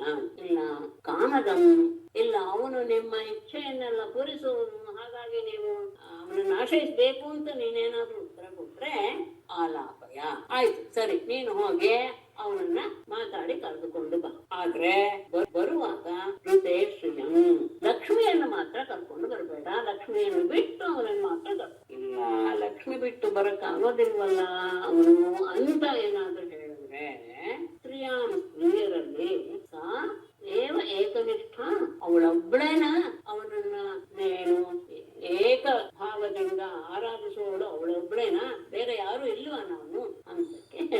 ಹಂಸ ಬಂದಿದೆ, ಅದಕ್ಕೆ ಸಹಾಯತ ಹೇಳಿ ಅದಕ್ಕೆ ಹಾಲೆಲ್ಲ ಕೊಟ್ಟು ನೀನು ಅಚ್ಯುತನ ಕಥೆಯನ್ನು ಹೇಳು, ನೀನು ಅವನ ದೂತನಾಗಿ ಏನಾದ್ರೂ ನಮ್ಮಲ್ಲಿ ವ್ಯವಹಾರ ಮಾಡಕ್ ಬಂದಿದೀಯಾ, ಹಾಗೇನಾದ್ರೂ ನಾವು ತಿಳಿಬಹುದ? ಹಾಗಾದ್ರೆ ಗೋವಿಂದ ಕ್ಷೇಮವಾಗಿ, ಯಾಕೆಂದ್ರೆ ಅವನು ಸ್ವಲ್ಪ ಸ್ನೇಹದಲ್ಲಿ ಚಂಚಲ ಅವನು, ಹಾಗಾಗಿ ಅವನ ಹಿಂದೆ ನಮ್ಗೆ ರಹಸ್ಯವಾಗಿ ಹೇಳಿದ ಮಾತು ಅವನಲ್ಲಿ ಸ್ಮರಣೆಯಲ್ಲಿದೆಯಾ ಇಲ್ಲ ಅಂತ ಅನ್ಸುತ್ತೆ. ಹಾಗಾಗಿ ನಾವ್ ಯಾಕೆ ಅವನನ್ನ ಆಶ್ರಯಿಸ್ಬೇಕು? ಅವನಿಗೆ ನಾವು ಬೇಡ ಅಂದ್ಮೇಲೆ ನಮಗೂ ಅವನು ಬೇಡ. ನೀನು ಅಂತಹ ಏನು ಚಂಚಲವಾದ ಮನಸ್ಸುಳ್ಳ ಕೃಷ್ಣನ ದೂತ, ಹಾಗಾಗಿ ನೀನು ಸಹ ಅಂಥವನೇ. ಇಲ್ಲ ಅವನು ನಿಮ್ಗೆಲ್ಲ ಇಚ್ಛೆಯನ್ನು ಪೂರೈಸ್ತಾನಲ್ವೇ ಅಂತ ನೀನೇನಾದ್ರೂ ಹೇಳಿದ್ರೆ ಆಯ್ತು, ಹಾಗಾದ್ರೆ ನೀನು ಅವನನ್ನು ಕರೆದುಕೊಂಡು ಬಾ. ಆದ್ರೆ ಕರೆದುಕೊಂಡು ಬರುವಾಗ ಲಕ್ಷ್ಮಿಯನ್ನು ಬಿಟ್ಟು ಅವನೊಬ್ಬನನ್ನೇ ಕರೆದುಕೊಂಡು ಬಾ. ಲಕ್ಷ್ಮಿ ಇಲ್ಲದೆ ಬರೋ ಸಾಧ್ಯ ಇಲ್ವಲ್ಲ ಅಂತ ಏನಾದ್ರೂ ಹೇಳಿದ್ರೆ, ಅಲ್ಲ ಸ್ತ್ರೀಯರಲ್ಲಿ ಅವಳೊಬ್ಬಳೇನ ನಿಜವಾಗಿಯೂ ಅವನನ್ನ ಏಕನಿಷ್ಠೆಯಿಂದ ಆರಾಧಿಸೋಳು, ಇನ್ಯಾರೇ ಇಲ್ವೇ ಅಂತ. ಹೀಗೆ ಒಬ್ಬೊಬ್ಬರಿಗೆ ಅವನಿಲ್ಲ ಎನ್ನುವಂತಹ ಭಾವವನ್ನ ಒಬ್ಬೊಬ್ಬರು ಒಂದೊಂದು ರೀತಿಯಾಗಿ ಹೇಳಿಕೊಳ್ತಾ ಇದ್ದಾರೆ. ಇತೀದೃಶೇನ ಭಾವೇನ ಕೃಷ್ಣೇ ಯೋಗೇಶ್ವರೇಶ್ವರೇ ಕ್ರಿಯಮಾಣೇನ ಮಾತವ್ಯ ಲೇತಿರೇ ಪರಮಾಂಗತಿ. ಇದು ಬಹಳ ಪ್ರಧಾನ. ಇತಿ ಕೃಷ್ಣೇ ಯೋಗೇಶ್ವರೇಶ್ವರೇ ಈದೃಶೇನ ಭಾವೇನ ಕ್ರಿಯಮಾಣೇನ ಮಾಧವ್ಯ ಪರಮಾಂಗತಿ ಲೇಪಿದೆ. ಈ ರೀತಿಯಾಗಿ ಏವನ್ ಪ್ರಕಾರ ಈದೃಶೇ ಕೃಷ್ಣೇ ಯೋಗೇಶ್ವರೇಶ್ವರೇ, ಕೃಷ್ಣನಲ್ಲಿ ಎಂಥವನು ಯೋಗೇಶ್ವರಕ್ಕೂ ಸಹ ಈಶ್ವರ ಒಡೆಯನಾದ ಅವನಲ್ಲಿ ಈದೃಶೇನ ಭಾವೇನ, ಈ ರೀತಿಯಾದ ಭಾವದಿಂದ ಕ್ರಿಯಮಾಣೇನ ಅವರು ವ್ಯವಹಾರ ಮಾಡ್ತಾ ಇರುವುದರಿಂದ, ಈ ರೀತಿಯ ಕರ್ಮದಿಂದ ಈ ರೀತಿಯ ವ್ಯವಹಾರದಿಂದ ಮಾಧವ್ಯ ಅವನ ಪತ್ನಿಯರೆಲ್ಲರೂ ಸಹ ಪರಮಾಂಗತಿ ಲೇಖಿದೆ, ಅತ್ಯಂತ ಉತ್ತಮವಾದಂತಹ ಪರಮಗತಿಯನ್ನ ಅವರು ಪಡೆದರು. ಹೀಗೆ ನಿರಂತರವಾಗಿ ಅವನ ಬಗ್ಗೆನೇ ಯೋಚನೆ ಮಾಡ್ತಾ, ಬಂದವರ ಹತ್ರನೂ ಅವನ ಬಗ್ಗೆನೇ ಮಾತಾಡ್ತಾ, ಯಾರನ್ನ ಕಂಡ್ರೂ ಸಹ ಅವನ ಬಗ್ಗೆ ವಿಚಾರಿಸ್ತಾ, ಈ ರೀತಿಯಾಗಿ ಅವನಲ್ಲಿ ಈ ರೀತಿಯ ಆರ್ಧ ಭಾವವನ್ನ ಇರಿಸಿದ್ದರಿಂದಲೇ ಅವರೆಲ್ಲರೂ ಪರಮ ಸದ್ಗತಿಯನ್ನ ಪಡೆದು ಬಿಟ್ರು. ಶ್ರುತಮಾತ್ರೋಪಿ ಸ್ತ್ರೀಣಾಂ ರಸಹ್ಯಾಕರ್ಷತೆ ಮನಃ ಗುರುಗಾಯೋರು ಗೀತೋ ವಾ ಪಶ್ಯಂತೇನಾಂ ಕುತಃ ಗುರುಗಾಯೋರು ಗೀತಃ ವಾ ಯಃ ಶ್ರುತಮಾತ್ರಃ ಅಪಿ ಸ್ತ್ರೀಣಾಂ ಮನಃ ಆಕರ್ಷತೆ ಪಶ್ಯಂತೇನ ಪುನಃ ಕೃತಃ ಉರುಗಾಯ ಉರುಗೀತಃ ಯಃ ಯಾವ ಆತನ ಉತ್ತಮವಾದಂತಹ ಕೀರ್ತಿಯಿಂದ ಕೂಡಿರುವ ಅವನ ಬಗ್ಗೆ ಅನೇಕ ರೀತಿಯಾಗಿ ಮಾತನಾಡುವಂತಹ ಯೋಗ್ಯತೆ ಉಳ್ಳುವ ಅವನು ಯಾವ ಕೃಷ್ಣನು ಶ್ರುತ ಮಾತ್ರ ಹಾಸಿ ಕೇವಲ ಕೇಳಿದ್ದರಿಂದಲೇ ಅಂದ್ರೆ ಯಾವನ ಕಥಾ ವೃತ್ತಾಂತವನ್ನ ಕೇಳಿದ್ದರಿಂದಲೇ ಸ್ತ್ರೀಣ ಮನಃ ಪ್ರಸಖ್ಯ ಆಕರ್ಷತೆ ಸ್ತ್ರೀಯರ ಮನಸ್ಸನ್ನ ಬಹಳ ಬೇಗನೆ ಬಲವಂತವಾಗಿ ತಮ್ಮ ಕಡೆಗೆ ಸೆಳೆಯಲ್ಪಡುತ್ತು. ಅಂತಹ ಕೃಷ್ಣನನ್ನ ಪಶ್ಯಂತಿನ ಎದುರಿಗೆ ನೋಡ್ತಾ ಇರುವಂತಹವರ ಸ್ತ್ರೀಯರ ಬಗ್ಗೆ ಪುನಃ ಹೇಳೋದೇನಿದೆ. ಅವನನ್ನ ಕೇವಲ ಕಥೆಯ ಮೂಲಕ ಅವನನ್ನ ಕೇಳ್ತಾ ಇದ್ದಾಗಲೇ ಸಾಕು, ಸ್ತ್ರೀಯರ ಮನಸ್ಸೆಲ್ಲವೂ ಸಹ ಅವನ ಕಡೆಗೆ ಎಳೆದು ಬಿಡುತ್ತೆ. ಅಂದ್ರೆ ಆತನ ಉತ್ತಮವಾದ ಕೀರ್ತಿಯನ್ನ ಹಾಡ್ತಾ ಹಾಡ್ತಾ ಯಾರು ನಮಗೆ ತಿಳಿಸ್ತಾರೋ ಅಂತಹ ಕೇವಲ ಕಥೆಯನ್ನ ಮಾತ್ರ ಕೇಳಿದಂತಹ ಅವನೇ ಕಥೆಯ ಮೂಲಕ ಬಂದಂತಹ ಆ ಕೃಷ್ಣ ಅಂದ್ರೆ ಬೇಡ ಅಂತ ಅನ್ಸಿದ್ರು ಇಲ್ಲ, ಬಲಾತ್ಕಾರವಾಗಿಯೇ ಎಳೆದುಕೊಂಡು ಹೋಗ್ಬಿಡುತ್ತೆ ಅವರ ಮನಸ್ಸು ಅವನ ಕಡೆಗೆ. ಹಾಗಿರುವಾಗ ಎದುರಿಗೆ ನೋಡ್ತಾ ಇದ್ದಾರೆ ಕೃಷ್ಣನನ್ನು, ಅವರ ಮನಸ್ಸು ಇನ್ನು ಹೇಗೆ ನೆಟ್ಟು ಹೋಗಿದೆ ಅವನಲ್ಲಿ ಅನ್ನೋದನ್ನ ಹೇಳೋದು ಹೇಗೆ ಅಂದ್ರೆ ಅದ್ರ ಬಗ್ಗೆ ಏನು ಹೇಳೋ ಅವಶ್ಯಕತೆ ಇಲ್ಲ. ಅಷ್ಟು ರೀತಿಯಾಗಿ ಅವರು ತಮ್ಮನ್ನ ಪೂರ್ತಿಯಾಗಿ ಕೃಷ್ಣನಲ್ಲಿ ಏನು ತಮ್ಮನ್ನ ಅವರು ಅಂದ್ರೆ ತಾವು ತಮ್ಮ ದೇಹ ಬೇರೆ ಅಂತಾನೆ ಭಾವಿಸಿರ್ಲಿಲ್ಲ. ಯಾವಾಗ್ಲೂ ನಾವು ಅವನ ಜೊತೆ ಇದೀವಿ, ಅವನಲ್ಲೇ ಇದೀವಿ ಅನ್ನುವ ರೀತಿಯಲ್ಲಿ ಅವರು ವ್ಯವಹಾರ ಮಾಡ್ತಾ ಇದ್ರು. ಮತ್ತೆ ಹೇಗೆ ಅವರು ಅವನನ್ನು ಆರಾಧಿಸ್ತಾ ಇದ್ರು. ಯಾ ಸಂಪರ್ಯಚರನ್ ಪ್ರೇಮ್ಣ ಪಾದ ಸಂವಾಹನ ಅಡಿವಿಹಿ ಜಗದ್ಗುರುಂ ಭರ್ತೃಬುದ್ಧ್ಯಾ ತಾಸಾಂ ಕಿಂ ವರ್ಣ್ಯತೆ ತಪಃ. ಯಾಹ ಪ್ರೇಮ್ಣ ಪಾದ ಸಂವಾಹನ ಅಡಿವಿಹಿ ಜಗದ್ಗುರುಂ ಭರ್ತೃಬುದ್ಧ್ಯಾ ಸಂಪರ್ಯಚರನ್ ತಾಸಾಂ ತಪಃ ಕಿಂ ವರ್ಣ್ಯತೆ. ಎದುರಿಗೆ ನೋಡ್ತಾ ಇದ್ದವರು ಮನಸ್ಸು ಹೇಗೆ, ಇನ್ಯಾರು ಅವನನ್ನ ಅದರ ಪೂರ್ವಕವಾಗಿ ಸೇವೆ ಮಾಡ್ತಿದ್ರು. ಯಾವ ಸ್ತ್ರೀಯರು ಪ್ರೇಮ್ನ ಪ್ರೀತಿಯಿಂದ ಪಾದ ಸಂವಾಹನಾದಿಗೆ ಅವನ ಪಾದಗಳನ್ನ ನೀವಿ ಆತನ ಪರಿಪೂರ್ಣವಾಗಿ ಸೇವೆ ಮಾಡ್ತಾ ಜಗದ್ಗುರು ಅವನು ಜಗತ್ತಿಗೆ ಗುರು ಅಂತಹ ಜಗದ್ಗುರುವನ್ನು ಭರ್ತೃಬುದ್ಧ್ಯ ತಮ್ಮ ಪತಿ ಎನ್ನುವಂತಹ ಭಾವನೆಯಿಂದ ಸಂಪರ್ಯಚರನ್ ಸೇವಿಸಿದರು. ತಾಸಾಂ ಅಂತವರ ತಪಃ ಅವರು ಹಿಂದೆ ಮಾಡಿದ ತಪಸ್ಸು ಕಿಂ ವರ್ಣ್ಯತೆ ಏನಂತ ನಾನು ತಿಳಿಸಕ್ ಸಾಧ್ಯ. ಅವನನ್ನ ತಮ್ಮ ಪತಿ ಎನ್ನುವ ಭಾವನೆಯಿಂದ ಪ್ರೀತಿಪೂರ್ವಕವಾಗಿ ಎಲ್ಲ ರೀತಿಯಲ್ಲೂ ಅವನನ್ನ ಸೇವೆ ಮಾಡ್ತಾ ಇರುವಂತಹ ಆ ಸ್ತ್ರೀಯರ ತಪಸ್ಸು ಹೇಗಿರಬಹುದು ಅದನ್ನ ನಾನು ಹೇಗೆ ಹೇಳಿ ಅಂದ್ರೆ ಅಷ್ಟು ಅದ್ಭುತವಾದದ್ದು ಅವರ ಆ ತಪಸ್ಸು. ಏವಂ ಮೇಧೋಚಿತಂ ಧರ್ಮಂ ಅನುತಿಷ್ಠನ್ ಸತಾಂ ಗತಿಃ ಗೃಹಂ ಧರ್ಮಾರ್ಥ ಕಾಮಾನ ಮುಹುಶ್ಚ ಅದರ್ಶಯತ್ ಪರಂ. ಸತಾಂ ಗತಿಃ ವೇದೋದಿತಂ ಧರ್ಮಂ ಅನುತಿಷ್ಠನ್ ಧರ್ಮಾರ್ಥ ಕಾಮಾನಾಂ ಪದಂ ಗೃಹಂ ಏವಂ ಪದಂ ಏವಂ ಧರ್ಮಾರ್ಥ ಕಾಮಾನಾಂ ಪದಂ ಏವಂ ಗೃಹಂ ಮುಹುಃ ಅದರ್ಶಯತ್. ಸತಾಂ ಗತಿಃ ಸಜ್ಜನರಿಗೆಲ್ಲ ಆಶ್ರಯದಾತನಾದ ಗತಿಯಾದಂತಹ ಆ ಪರಮಾತ್ಮನು ವೇದೋದಿತಂ ವೇದದಲ್ಲಿ ಹೇಳಲ್ಪಟ್ಟಂತಹ ಧರ್ಮ ಮಾರ್ಗವನ್ನ ಅನುತಿಷ್ಠನ್ನ ತೋರಿಸ್ತಾ ಧರ್ಮವನ್ನ ಆಚರಿಸ್ತಾ ಧರ್ಮಾರ್ಥ ಕಾಮಾನ ಅದು ಧರ್ಮ ಅರ್ಥ ಕಾಮ ಪುರುಷಾರ್ಥಗಳಲ್ಲಿ ಮೊದಲನೇ ಮೂರು ಇವುಗಳಿಗೆ ಪದಂ ಸ್ಥಾನವು ಏವಂ ಗೃಹಂ ಇದೇ ರೀತಿಯಾಗಿ ಮನೆಯೇ ಅಂದ್ರೆ ಮನೆ ಅನ್ನೋದೇ ಧರ್ಮಾರ್ಥ ಕಾಮಗಳಿಗೆ ಉತ್ತಮವಾದ ಸ್ಥಾನ ಎನ್ನುವುದನ್ನ ಮುಹುಹು ಮತ್ತೆ ಆತ ಅದರ್ಶಯತ ತೋರಿಸಿಕೊಟ್ಟು ಸಜ್ಜನರಿಗೆಲ್ಲ ಗತಿಯಾದ ಭಗವಂತ ವೇದದಲ್ಲಿ ಹೇಳಲ್ಪಟ್ಟಂತಹ ಎಲ್ಲ ಧರ್ಮವನ್ನ ಆಚರಿಸ್ತಾ ಧರ್ಮಾರ್ಥ ಕಾಮಗಳಿಗೆ ಗೃಹಸ್ಥಾಶ್ರಮವೇ ಸ್ಥಾನ ಎನ್ನುವುದನ್ನ ಏವಂ ಈ ಪ್ರಕಾರವಾಗಿ ಹಿಂದೆ ಯಾವ ರೀತಿಯಲ್ಲಿ ಅವನು ಎಲ್ಲರ ಜೊತೆ ವ್ಯವಹಾರ ಮಾಡ್ತಾ ಇದ್ನೋ ಆ ರೀತಿಯಾಗಿ ಮತ್ತೆ ಎಲ್ಲರಿಗೂ ತೋರಿಸಿದ. ಆಶ್ಚಿತಸ್ಯ ಪರಂ ಧರ್ಮಂ ಕೃಷ್ಣಸ್ಯ ಗೃಹಮೇಧಿನಾಂ ಆಸನ್ ಷೋಡಶ ಸಹಸ್ರಂ ಮಹಿಷ್ಯಶ್ಚ ಶತಾಧಿಕಂ. ಗೃಹಮೇಧಿನಾಂ ಪರಂ ಧರ್ಮಂ ಸ್ಥಿತಸ್ಯ ಕೃಷ್ಣಸ್ಯ 16,000 ಶತಾಧಿಕಂ ಮಹಿಷ್ಯಃ ಚ ಆಸನ್.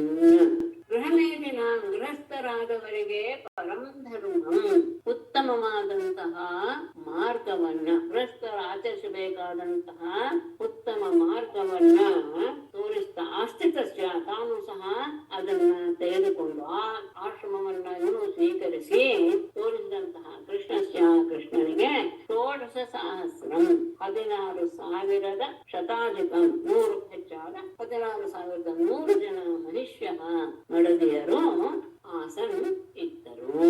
ತಾಸಾನ್ ಶ್ರೀರತ್ನಭೂತಾನಾಂ ಅಷ್ಟೌವ್ಯಾಃ ಪ್ರಾಗುದಾಹೃತಾಃ ರುಕ್ಮಿಣೀ ಪ್ರಮುಖಾ ರಾಜನ್ ತತ್ಪುತ್ರಾಶ್ಚ ಅನುಪೂರ್ವಶಃ ರಾಜನ್ ಶ್ರೀರತ್ನಭೂತಾನಾಂ ತಾಸಾಂ ಅಷ್ಟೌವ್ಯಾಃ ರುಕ್ಮಿಣೀ ಪ್ರಮುಖಾಃ ಪ್ರಾಗುದಾಹೃತಾಃ ತತ್ಪೂರ್ವಾಃ ತತ್ಪುತ್ರಾಶ್ಚ ಅನುಪೂರ್ವಶಃ ಪ್ರಾಗುದಾಹೃತಾಃ ಅಂತ ಮತ್ತೆ ಅಲ್ಲಿ ರಾಜನೇ ಶ್ರೀರತ್ನಭೂತಾನಾಂ ಸ್ತ್ರೀಯರಲ್ಲಿಯೇ ರತ್ನಪ್ರಾಯರಾದಂತಹ ತಾಸಾಂ ಅವರಲ್ಲಿ ಯಾರು ರುಕ್ಮಿಣೀ ಪ್ರಮುಖಾಃ ರುಕ್ಮಿಣಿಯೇ ಮೊದಲಾದಂತಹ ಅಷ್ಟೌ ಯಾಹ ಪ್ರಾಗುದಾಹೃತಾಃ 8 ಜನರನ್ನ ನಾನು ಮೊದಲೇ ಹೇಳ್ತೇನೆ. ಎಲ್ಲರೂ ಸಹ ಸ್ತ್ರೀಯರಲ್ಲಿ ರತ್ನಪ್ರಾಯರೇ ಅವನ ಪತ್ನಿಯರು. ಅದರಲ್ಲಿ ಉತ್ತಮರಾದಂತಹವರು 8 ಜನ ಅಂತ ನಾನು ತಿಳಿಸಿದ್ದೆ.